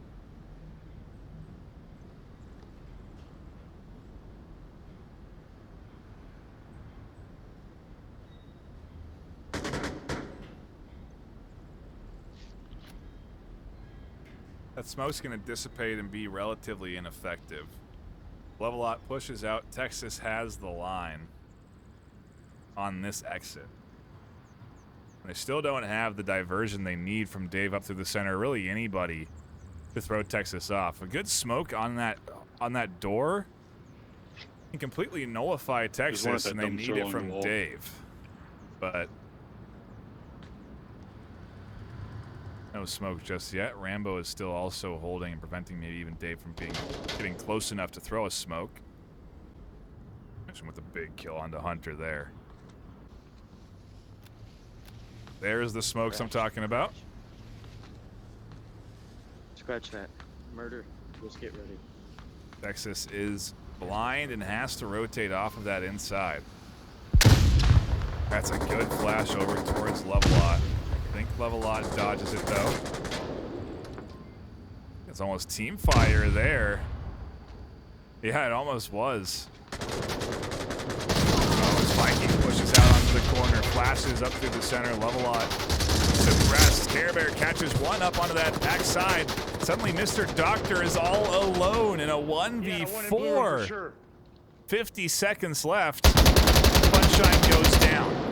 Where is the push onto the objective as Level-Lot suppresses to get onto the tank? What the fuck? 43 seconds left, and there's the tablet check. Realizing the situation that they have found themselves in. Mr. Doctor is going to shut down. No. The kill comes just a second too late. The cap entered in the likes of Level-Lot and Dark Tidings slip away with map 2, 5-2.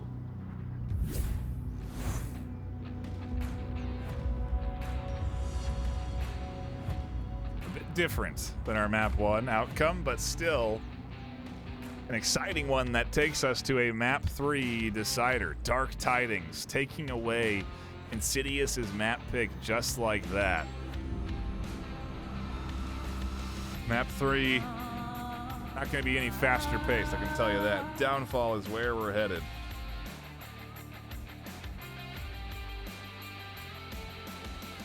And it makes sense, especially with the play styles that we've seen on display here today. Downfall is certainly a map that I think both teams are going to feel fine on. The play style of looking for early picks, staying in your setup positions for a while and then pushing in, works well on a map like Downfall. You, of course, have to manage how long you stay in your setup positions. You have to continue to cover the ground on Downfall, as there is a lot of it, but still it's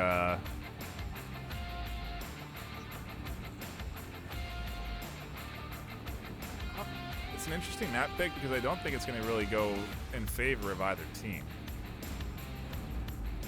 I could stand corrected though, and maybe in Dark Tidings a bit more comfortable on Downfall than Insidious is, but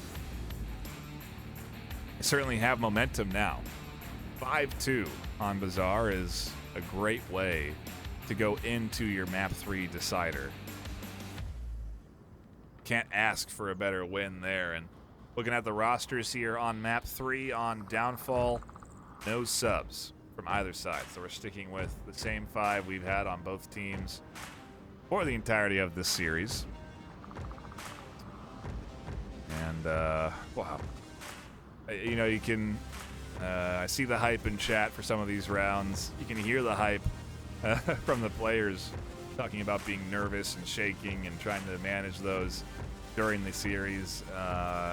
Is a great battle here today to be tuning into.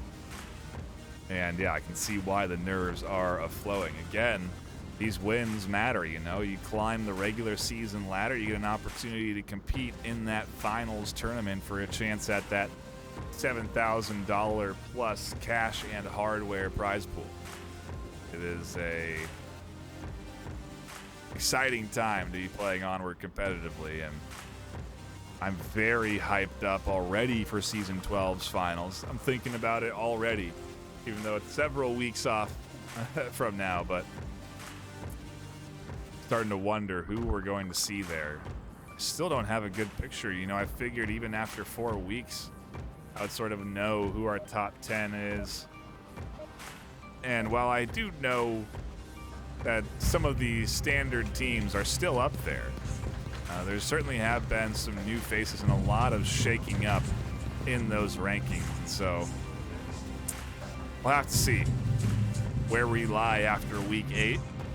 But it has been a dang good week of matches so far.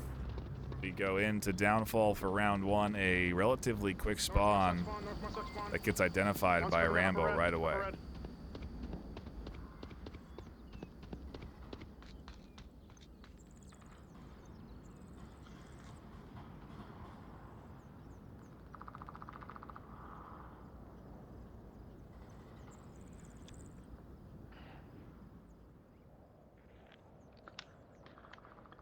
I didn't see anybody going north or that tower, okay? Who? Watch it. Yep. I think that's North Watch, actually.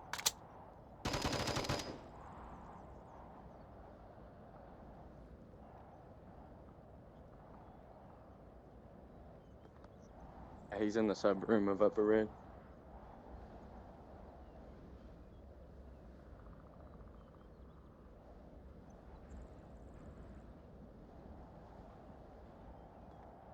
Like I mentioned, what we are going to get here on Downfall, a lot of poking and prodding from both teams at the start. But eventually it'll come down to how they execute on their push. Oh, the overhead isn't necessarily something we can utilize. We have a good idea of the spread. Insidious sending 1 down into the south, 1 up through the middle, and 3 onto that north side. Okay, Hunter keeps looking for an angle up there, but isn't able to find anything.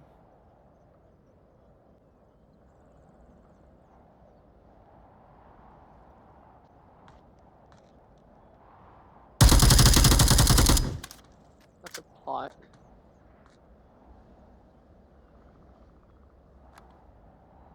I'm in Upper Red.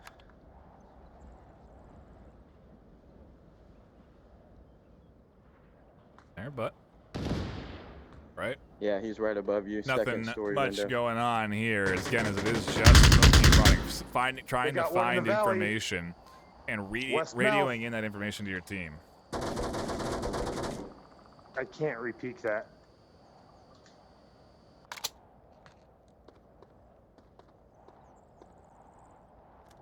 You watch West Tunnel. Or whatever down. 30 left. Shoot this and level out. Still back with missions here on this 2-story.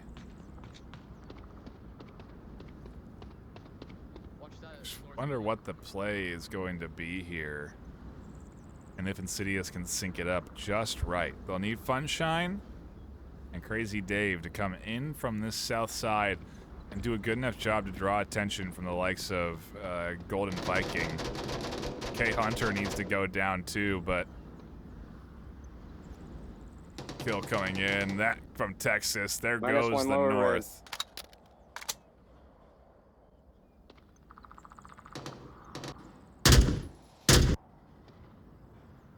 Crazy Dave not pushing up 2:30 on the clock, and yeah, a little bit out of sync on the Insidious push here. Has left them a little bit staggered. Golden catches out Dave. They're able to focus on that south side because they confirmed 2 on the north. Hunter comes flying up, finds Funshine, and now it's up to mission. 2 minutes left in a 1v5. Not an ideal scenario, obviously. Now they also have lost their position, and so I'm sure the hunt will be on here for Dark Tidings if they have an accurate kill count.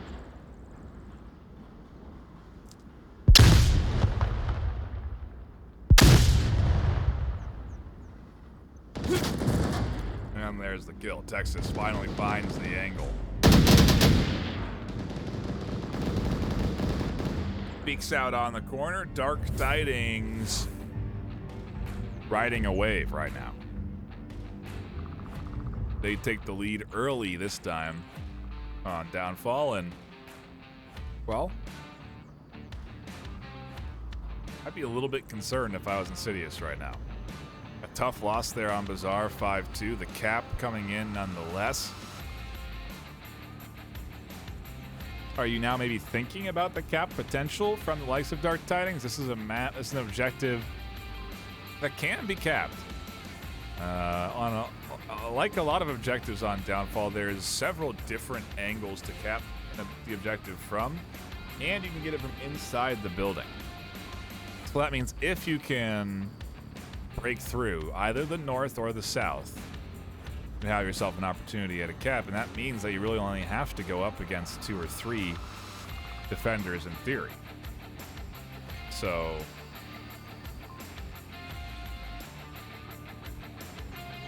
what does the play look like? How do they attack? I don't know. I almost think a bit more of an aggressive rollout on that north spawn could have done them some good. But getting trapped in the north is tough to get out of. It's near impossible if you get stuck in. The really only way, once you get identified and stuck, is to retreat.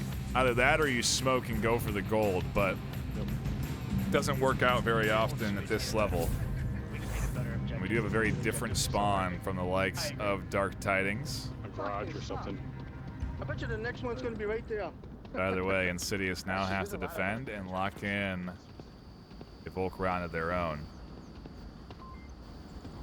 And we're going to see a very different pace from Dark Tidings. No early information being radioed in, and interestingly enough, no South Ravine push coming in from Dark Tidings. Everyone so far advancing up through the center of the map. Seems like the approach of a north push to me.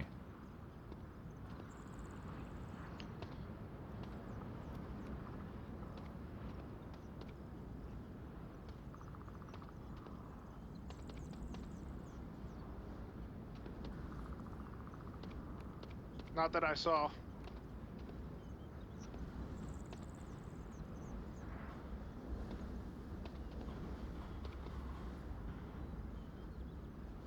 I am seeing in chat some comments about drones. It is interesting to note a lack of drone use here in this series.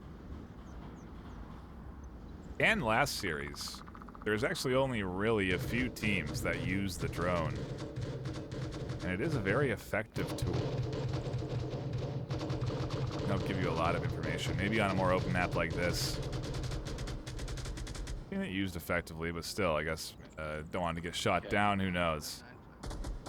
Maybe they don't have a solid designated marksman. Echo 1, north upper red.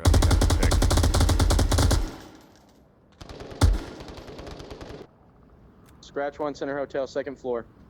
44. Food down. We lost Rambo. We lost Rambo for 4 minutes. Trading 1 a piece now, and I think Dark Tidings are set up kind of nicely for this. I like being killed. the ability to come up through the middle.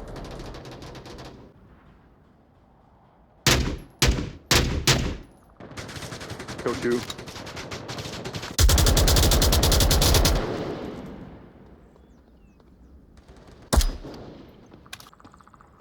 someone? No. There's one on OBJ room, sub room. 1 suburb, OBJ.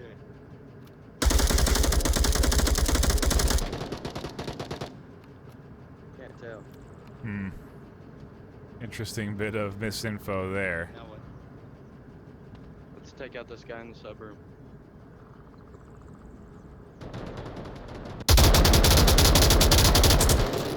Dude, this does Minus 1 pop north. out and find the kill.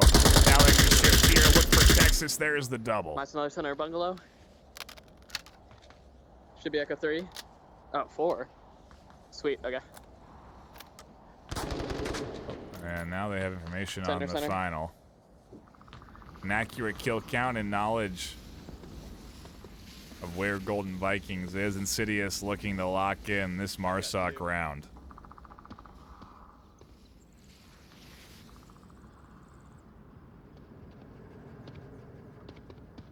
Golden Vikings going to have to do a lot of work, but they do have time to do it. 2.5 left on the clock.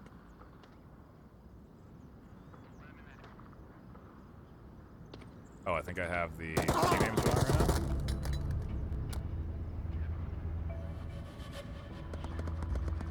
Yeah, I guess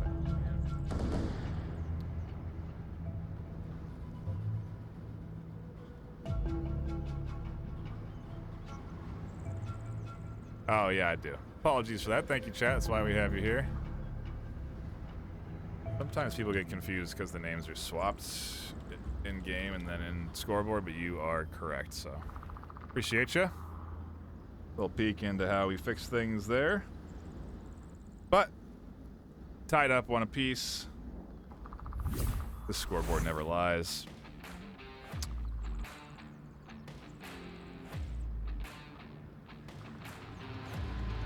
Just when I was talking about the teams respectively, swap around what I was saying.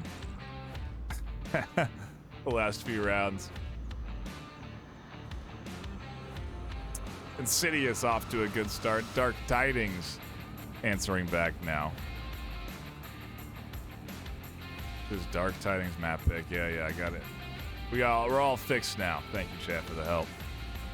Apologies on the delay, as we do have that 6-minute competitive delay so that we can avoid any issues. But I figured it out myself. No, I didn't. You helped me. Anywho, round 2 shifts objectives. We stay on that side of the map, though, much like we did on Paradise. Not a lot of movement and not a lot of change in defensive layouts. Maybe a little less aggressive on the defense with this objective, but still pretty much in the same space. Of course, how you attack it and ultimately defend those potential cap spots is different, but the initial layout and approach should look very similar. Get into the action, round number 3. Map 3 here. Oh, and nearly a kill locked in there. One went to lower church. Out the gate. Lower church, I missed. Not able to snag the cross from spawn. And also does give away their spawn, so now Insidious maybe a little bit more keyed in to attackers rotating in from the south.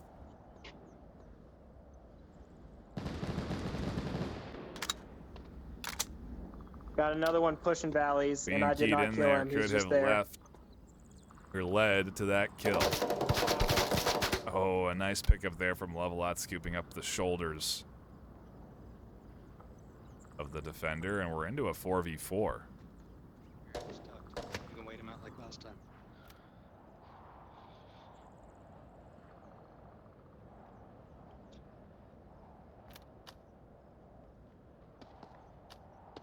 So they're pushing around a red truck in valley like last time.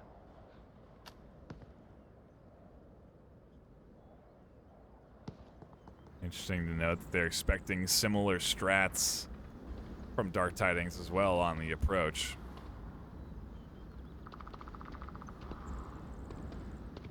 I think it's the case, but shoot, this is pushing in from the south, and they do have... Yeah, nobody actually going into the north, so it is a bit different on the Dark Tidings attack.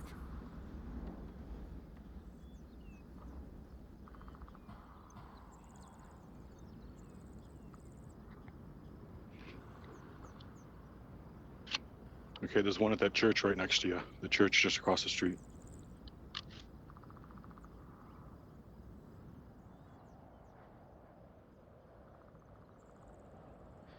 Seems like Dark Tidings, maybe with an inaccurate kill count.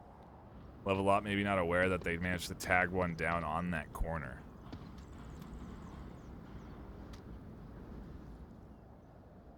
Either way, it's put a brief pause in the rollout here from Shoot This.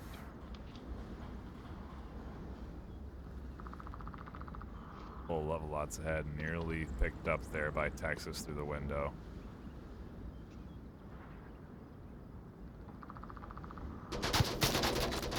Can't survive that identification, though. Down they go. Texas finds the second for Insidious on defense.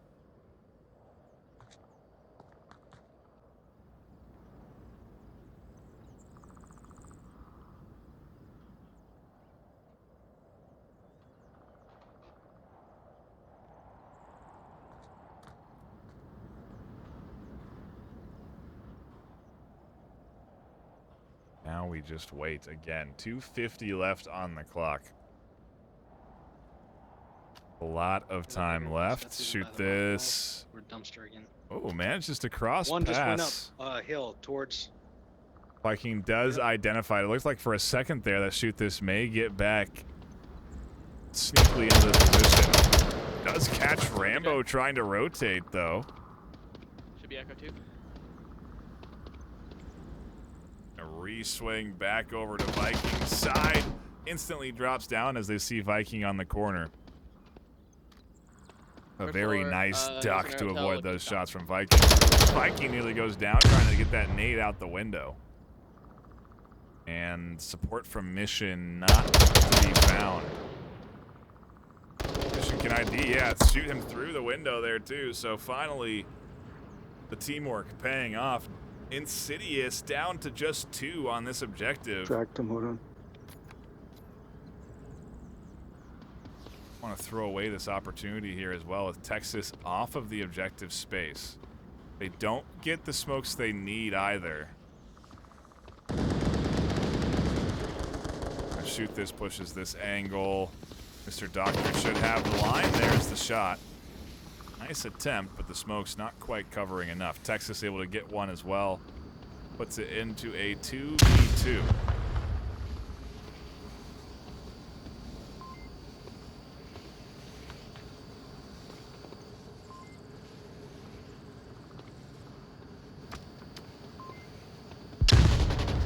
Minute 15 left. Both these teams scrapping for every kill.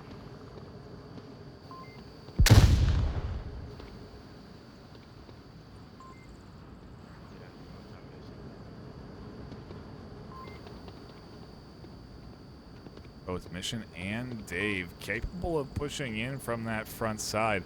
And it's actually pretty risky if they can get into this door. They can cap from inside the building. I don't know if Dave or Mission are necessarily going for that. But here are the smokes, and man, if they just had that smoke wall a little earlier. 23 seconds left. Not a lot of time. Dave goes down. Mission has to push up, but they have the angle and the option. They can't get past Mr. Dr. Coolty. Shutting down that cap push. Texas in celebration. A sigh of relief from Dr. Coolty as Insidious just barely managed to hang on to that one. There were so many opportunities for Dark Tidings to go into that room and cap right under the nose of that defense, but they don't go through with it. They don't push forward on that effort, and Insidious up 2-1. Same objective, swapping sides. Insidious now go on the attack. Dark Tidings on defense. And Insidious are looking at a potential map point here if they can lock in the cap. And this objective, unlike, I would even say the one that is just slightly in front of it by the wall, this one is cappable from inside. And so it's a little bit like some of the other objectives that we have seen capped. Now you just have to get up to this wall, punch in the code. So we'll see what the Insidious offense looks like, but wow, an opportunity for DT to put this up 3-1, and instead Insidious are able to just barely hold on through the assault. If it had also been synced up, if they had all pushed with that utility, with the addition of the early utility thrown, and then they were killed pushing by themselves, it could have really come together for a nice play as a team from Dark Tidings, but just a touch out of sync on their efforts. But maybe not even out of sync. Maybe that's the play. Try and send one up early out of while the rest of your team supports from the back. We've seen it pay off. We've seen it get capped. So could have very well also been the attempt, the effort, the play there. But regardless, Insidious have the lead 2-1, and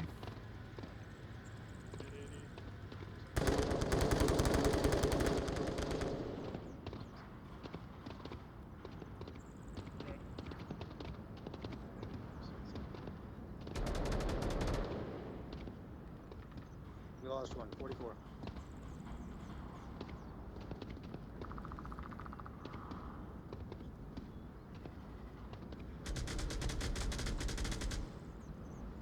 There's one in headquarters subroom.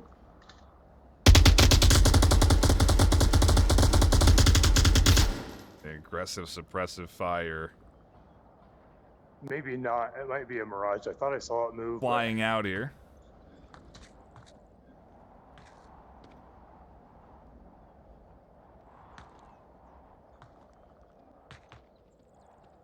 No early connections though, and so Insidious still in the 5v5.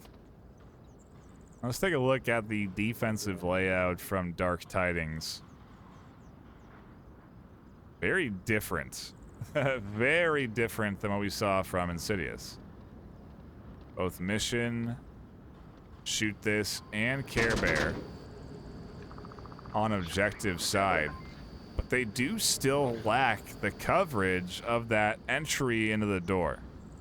Their only real element there preventing that is level lock. Dave way off of the OBJ, but ideally in a position where they can peek out and cover in any sort of crossing in from this whole center bazaar, so.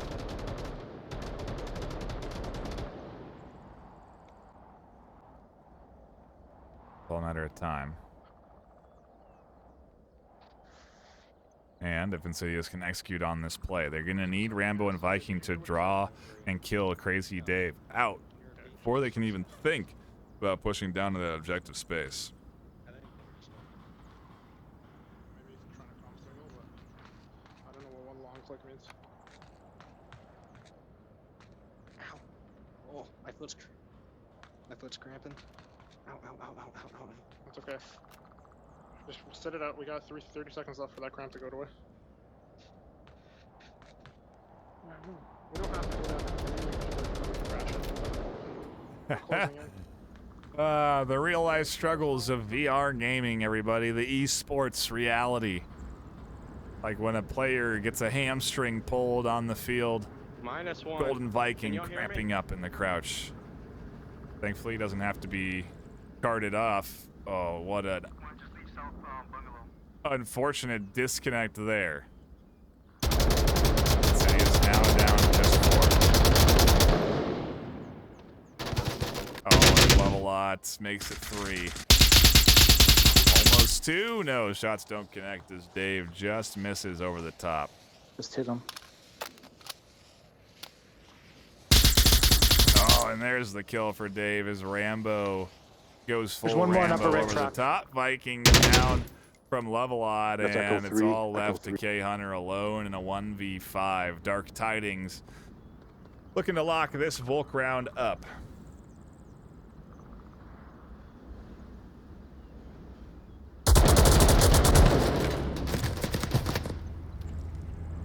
A tough challenge. That is no surprise in a Volk W here from Dark Tidings. 2-2 on the board in downfall. We've had this score line for all 3 maps. We got to round 7 on Hook. A sudden cap locked in on Bazaar put Dark Tidings up, but now as we change objectives, maybe I don't know. This one used to get capped 50-50, but as of late, I haven't really seen good pushes onto the objective space. Has been both wins on this objective, but a good push, well-executed play, and gets you 2 points. And I wonder if Dark Tidings are looking at this opportunity. I mean, I almost think you go for the cap. You know, especially based on where you spawn. It feels like the cap play, the setup around the cap should be the focus, which means you don't even necessarily look for early picks out the gate. Maybe a shift in strategy to try and keep all 5 alive and near the objective space so that they can load it up with smokes at the same time and push could pay off. That's not any easier to execute on than anything else, but, you know, something needs to change for the offense. I guess not really, because we did trade Marsoc rounds early in this map. I don't know. We'll have to see. But Dark Tidings are looking at series points coming up here if they can manage to lock in that cap, and so I think it's a pretty important effort to go for. However, I think we did see on Bazaar Dark Tidings go for the cap and lose all 3. I believe Rambo clutched that triple kill, so maybe they're hesitant. We do seem to be into a bit of a tech issue, and it seems like we are going into a full tech pause. So a reset for 2 of the Insidious players hopefully won't take long, but we will cut to a brief intermission. I do see we had some bits thrown in there from Control Flirt Delete. Thank you so much, Viv, a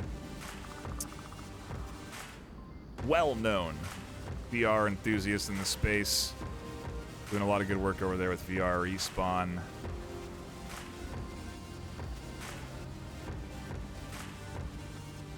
Really do appreciate that. I'm also seeing a few follows early on. If you are still hanging out and haven't followed the channel, please do hit that follow button. We do appreciate it. Also, if you have your Twitch Prime sub available, feel free to drop that here. The support ends up going back to the casting team so that we can keep bringing you broadcasts like this throughout the course of a regular season. So we really do appreciate all of that support from you guys, whether it's through the bits or from the subs. It is greatly appreciated, and yeah, that's all I can really say about it. But we are going to cut to a brief intermission, so stick around. Don't go anywhere. The finale of this series will be here in just a few minutes. Till then, I don't know. Like I said, don't go anywhere.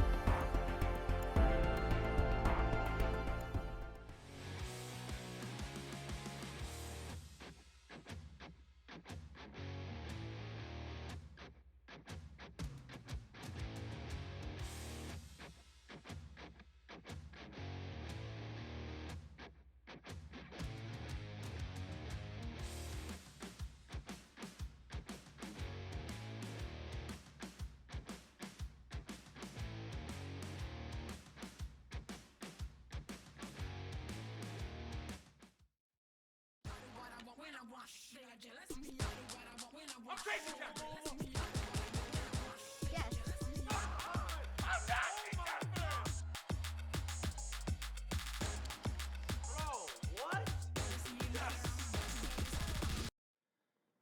had to get rid of him. He was being toxic. Every time he does this every day, man. Why are you unbanning him? He's still unbanned, I don't know, Like, bro. Man.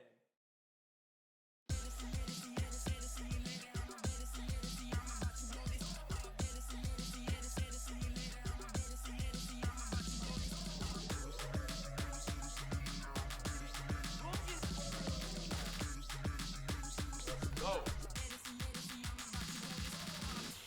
One more to go.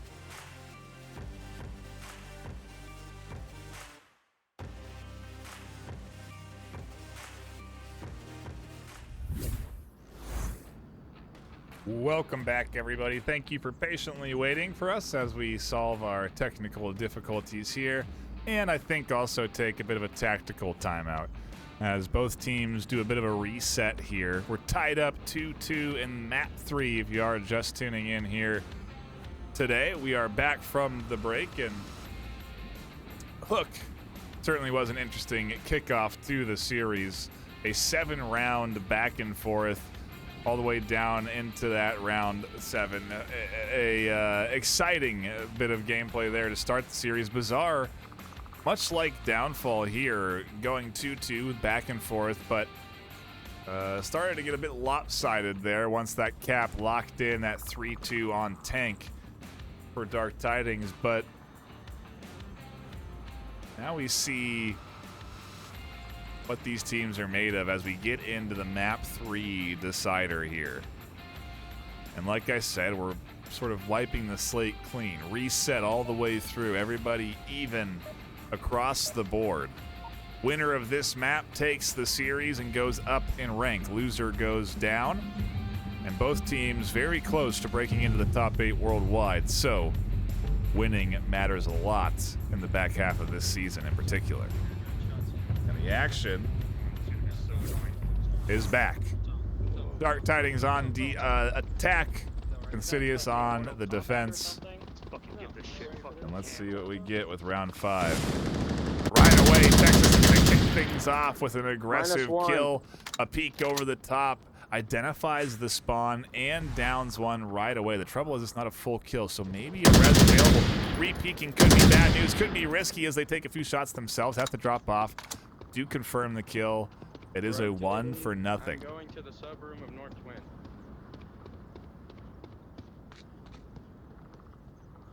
And a big start for Insidious here on defense.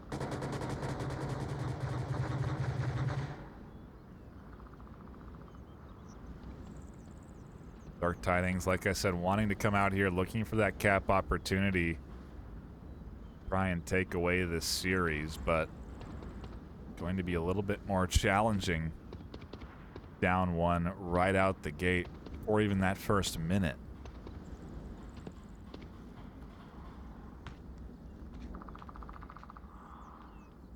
And now Shoot This is in their setup position. They can watch over most of the center. Just a matter of getting a few down into the south and into this 3-story hotel, brothel, whatever you call it. The building that Golden Viking is holding from now.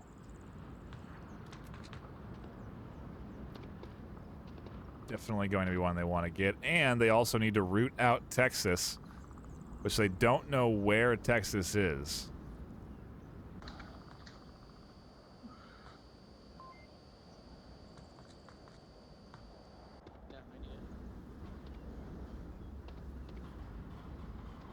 Murder Cool T down there in that basement looking for the shots on to Shoot This. Shoot This does speak, and those shots do not connect. Shoot This able to drop back. Gives information to Mission, though, and maybe something they can work with.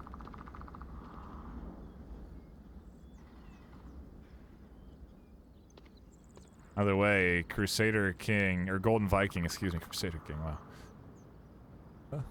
Golden Viking has rotated to the bottom floor now, which does open up that northwest approach.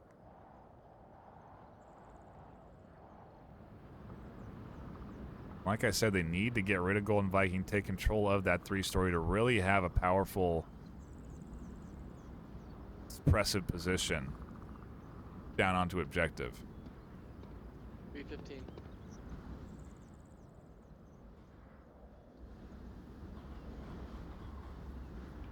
But Level-Lot doesn't have an easy entry up here. The back guarded by Hunter, the middle guarded by Mr. Dr. Coolty.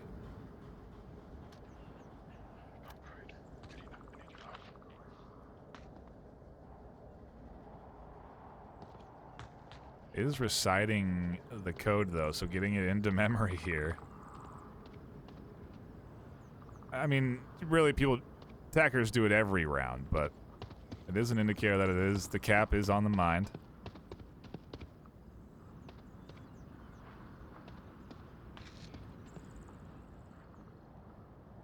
Level-Lot does commit. Viking should hear these footsteps, though.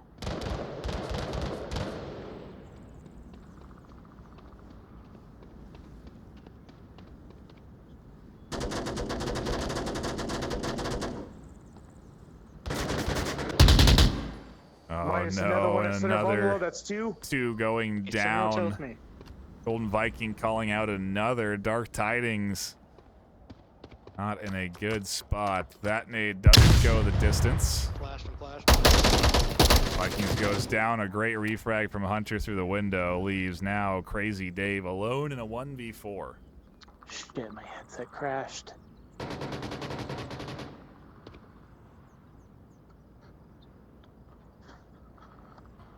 My headset crashed.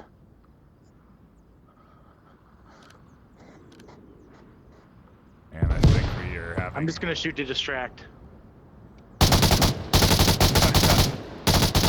difficulties from Dave here.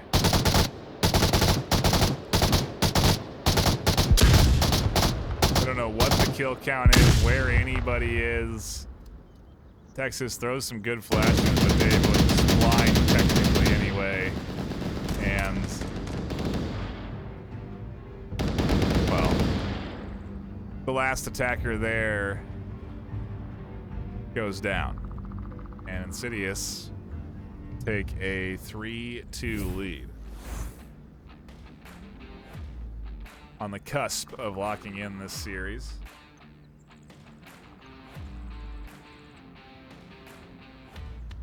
Hopefully Dave can sort their technical issues quickly. Otherwise, we're going for a record-length game here tonight. Already pushing up on 2.5 hours of gameplay here. And it has mostly been gameplay. Aside from the 10-minute timeout, we have been playing these rounds mostly down to the final 1 to 30 seconds. Very rarely have we had a round end before the 3-minute mark. And it's an indicator of the play styles of both teams, is what it is. And so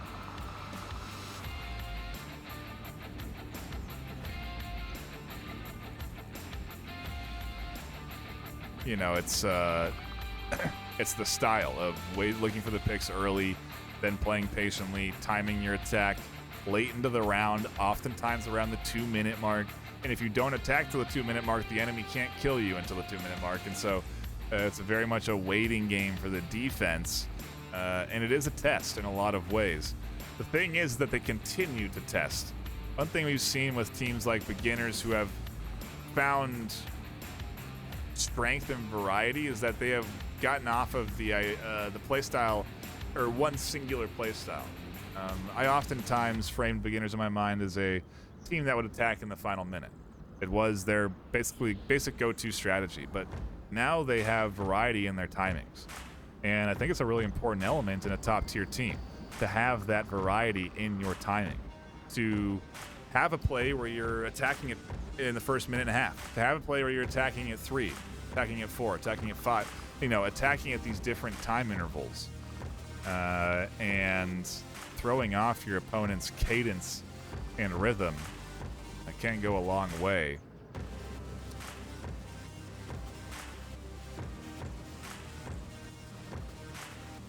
Are still waiting for that 5th to pop back in for Dark Tidings.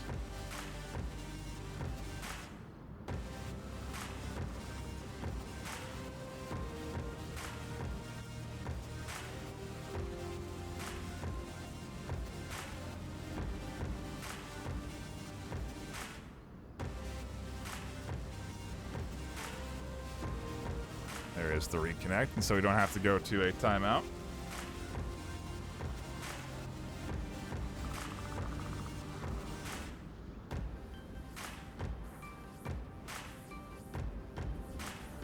Hopefully their tech issues are sorted.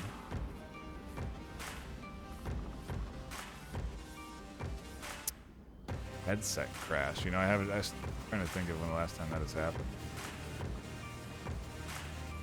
It's been a while, but I'm not in the game as often as these players are. They are, well, so far they've been in, like I said, for 2.5 hours of gameplay, which is a long time to be sitting and, well, standing and playing Onward. You're certain to run into some kind of tech issue in VR if you play for that long. But regardless, they do seem to be back in, and so hopefully we can get into this round shortly. You don't have to listen to me stall between rounds. Definitely pushing the between round times to the limits as well. But I just don't think teams often take the full minute and a half. And so, both as a spectator and as a caster, we're both used to a little bit faster pace between the rounds, but these teams are in a deadlock right now. And again, we're at the top tier, so I'm seeing reactions to play styles that means that they are strategizing in between these rounds, trying to make sure that they have all of their plays in order. So I understand that the time is definitely needed in between these rounds. And man, it's just been a brawl here today as we do get back into the action for round number 6 of map 3. Again, the series decider here on the line. Insidious looking at an opportunity to lock in this W right now. It would also be nice to get a 4-2 rebuttal off of that 5-2 win. Heck, maybe even get a 5-2 rebuttal if they can snag a cap. Lower dumpster. Sure, top floor, looking towards center hotel. I'm gonna hold this line.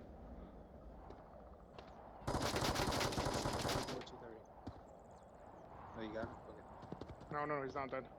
Shoot this, getting identified Lower dumpster, there. second floor.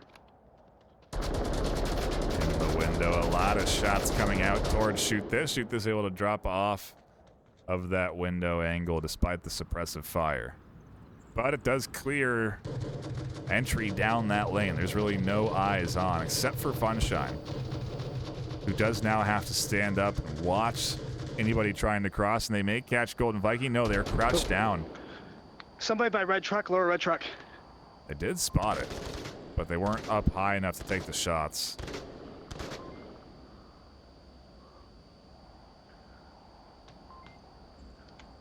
Oftentimes we see M203s come in here. Hitting that windowsill would get rid of Funshine right now, open up the opportunity for Viking to push and a Hunter.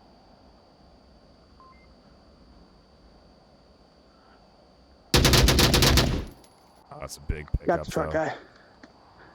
Nice.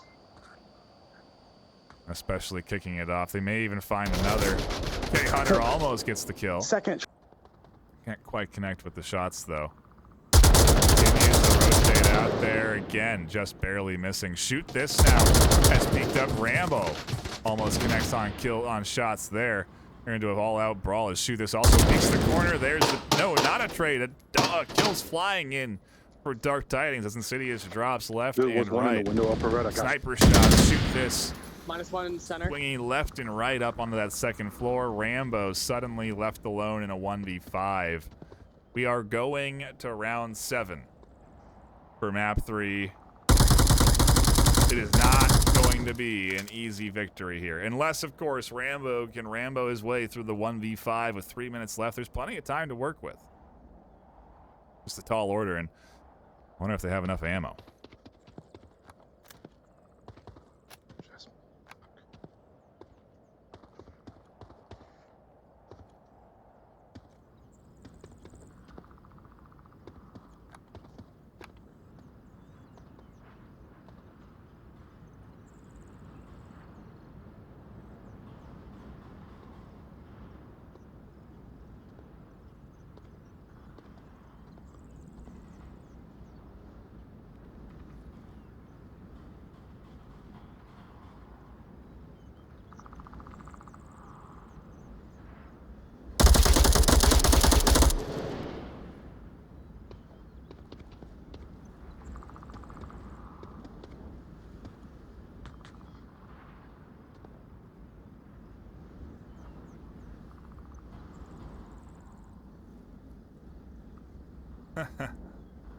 So far, threading the needle. This cross could cost him if he goes for that.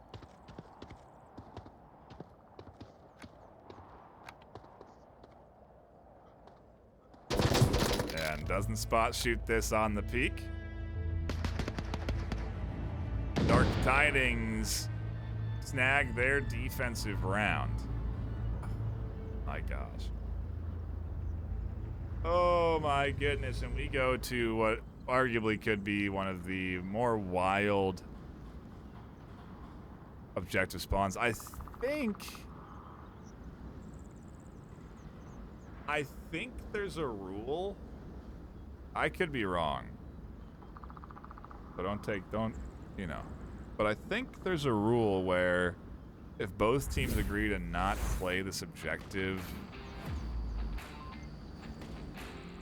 then you don't. But I don't know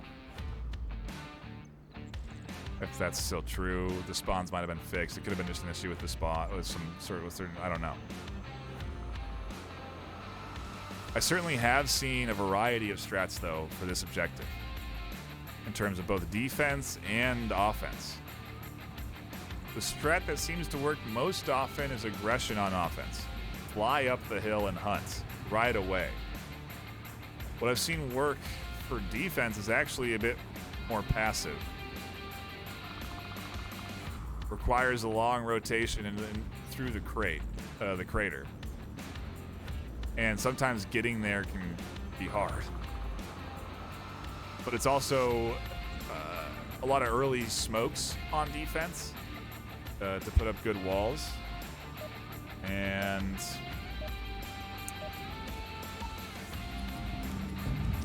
I don't know. We are going to have to see. It's not a... I don't even know what the other spawn are. But I don't think it's a very fast spawn for Dark Tidings. We'll see what the timing looks like. I don't know if they can get to the hill. Careful on that cross, they can shoot you when you go back up the hill. Fast enough here for a very early fight. But there definitely is some setup there into the White House. Those shots don't connect.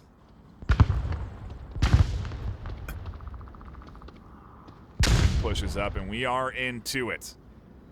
The final round of the series. Insidious versus Dark Tidings.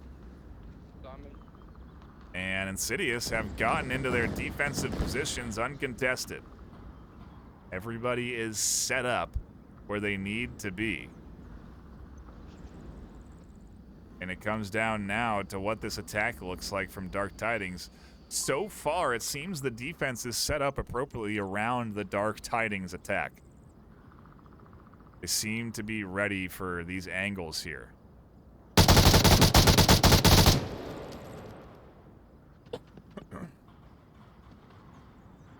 one by the building near the tank, so far east.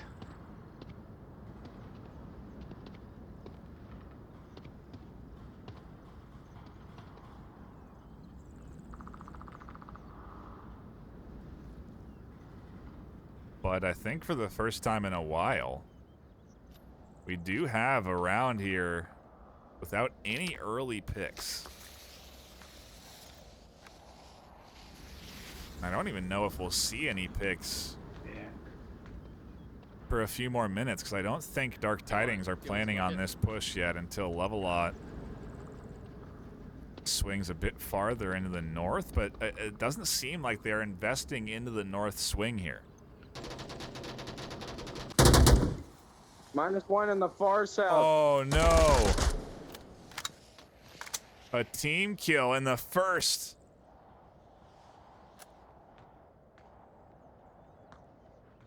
Oh, that hurts. Insidious lose one. They were going for the long swing all the way up the hill to get to the back of the hill, which is a great spot to get in. And this misinformation is actually impacting the defense now. He's on North Twin on the west side of the building. They're calling out, you know, one down. They actually have an inaccurate kill count and are thinking that one managed to almost get behind them.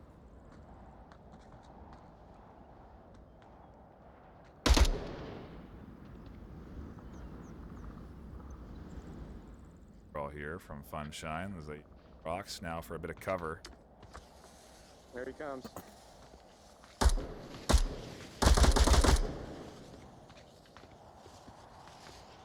Slides in the corner, runs into the whole firing squad of Dark Tidings.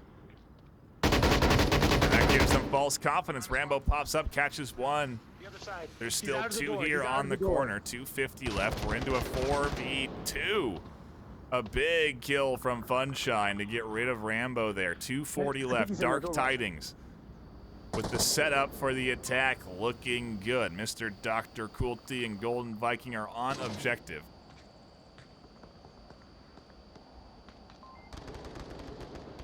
There's the confirm. It is a 2v4.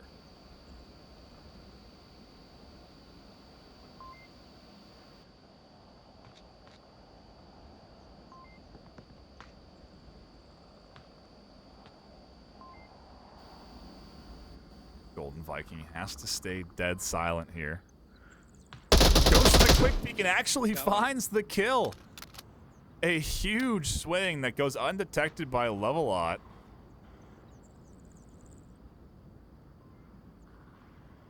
Now Levelot's going to come down a similar line. Golden Viking could find another. This could be a 2v2 in a second.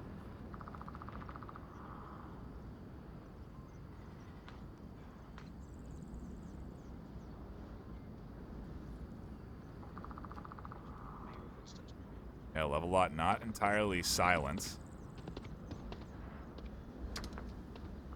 The flash there, that's a good flash onto Levelot. He's on me. Completely blind. As Crazy Dave comes flying around the corner, does catch the back of Golden Viking. Mr. Dr. Coolty, alone with a minute left, has to hold. Better to stay tucked in this moment. Oh, Dave's behind. And Coolty finds the kill. 1v2 now. Levelot and Mission have to push up. Where is the utility? What is left? Do they know which building Murder is in? Murder's actually on a rotation. He gets into a different building. That could be huge. Oh, now they can identify Levelot. Looking for the kill, pushes with the pressure on the shots, and finds the kill on the Mr. Dr. Coolty, a 1v2. Shit, guys. With Dark Tidings coming out on top by the skin of their teeth. Finally winning a map pick here. And everyone can take a breath. A great series ends with a great finale. One I couldn't have asked for to be much better than that, or more exciting. My heart's racing, I'm sure yours is too, but whew, take a breath. Before we sign off, a quick shout out to all of our sponsors. You've seen them ticking across your screen here. They are Pro2 VR, VR Cover, VR Wear, HyperX, VRML, Asterion, and hopefully more coming soon. But they all come together to help contribute to our growing prize pool of now $7,000, I think a little bit over, in cash and hardware. And a shout out to you for tuning in and hanging out for a long series, coming in near 3 hours. That'll be it for me on the casting desk, though. I appreciate you all tuning in. Stop by tomorrow at 6 p.m. PST over on twitch.tv/VRMasterLeague, where you can watch some great matchups there Saturday at 6 p.m. PST and Sunday at 12 p.m. PST. Those will also be broadcast on Horizon Venues, which is a really cool app you can download on your Quest or Quest 2, and you can watch the games in VR with other people on a big screen. It's a really cool app. I recommend you check it out and stop into the games tomorrow night and Sunday afternoon. But until next time, stay classy.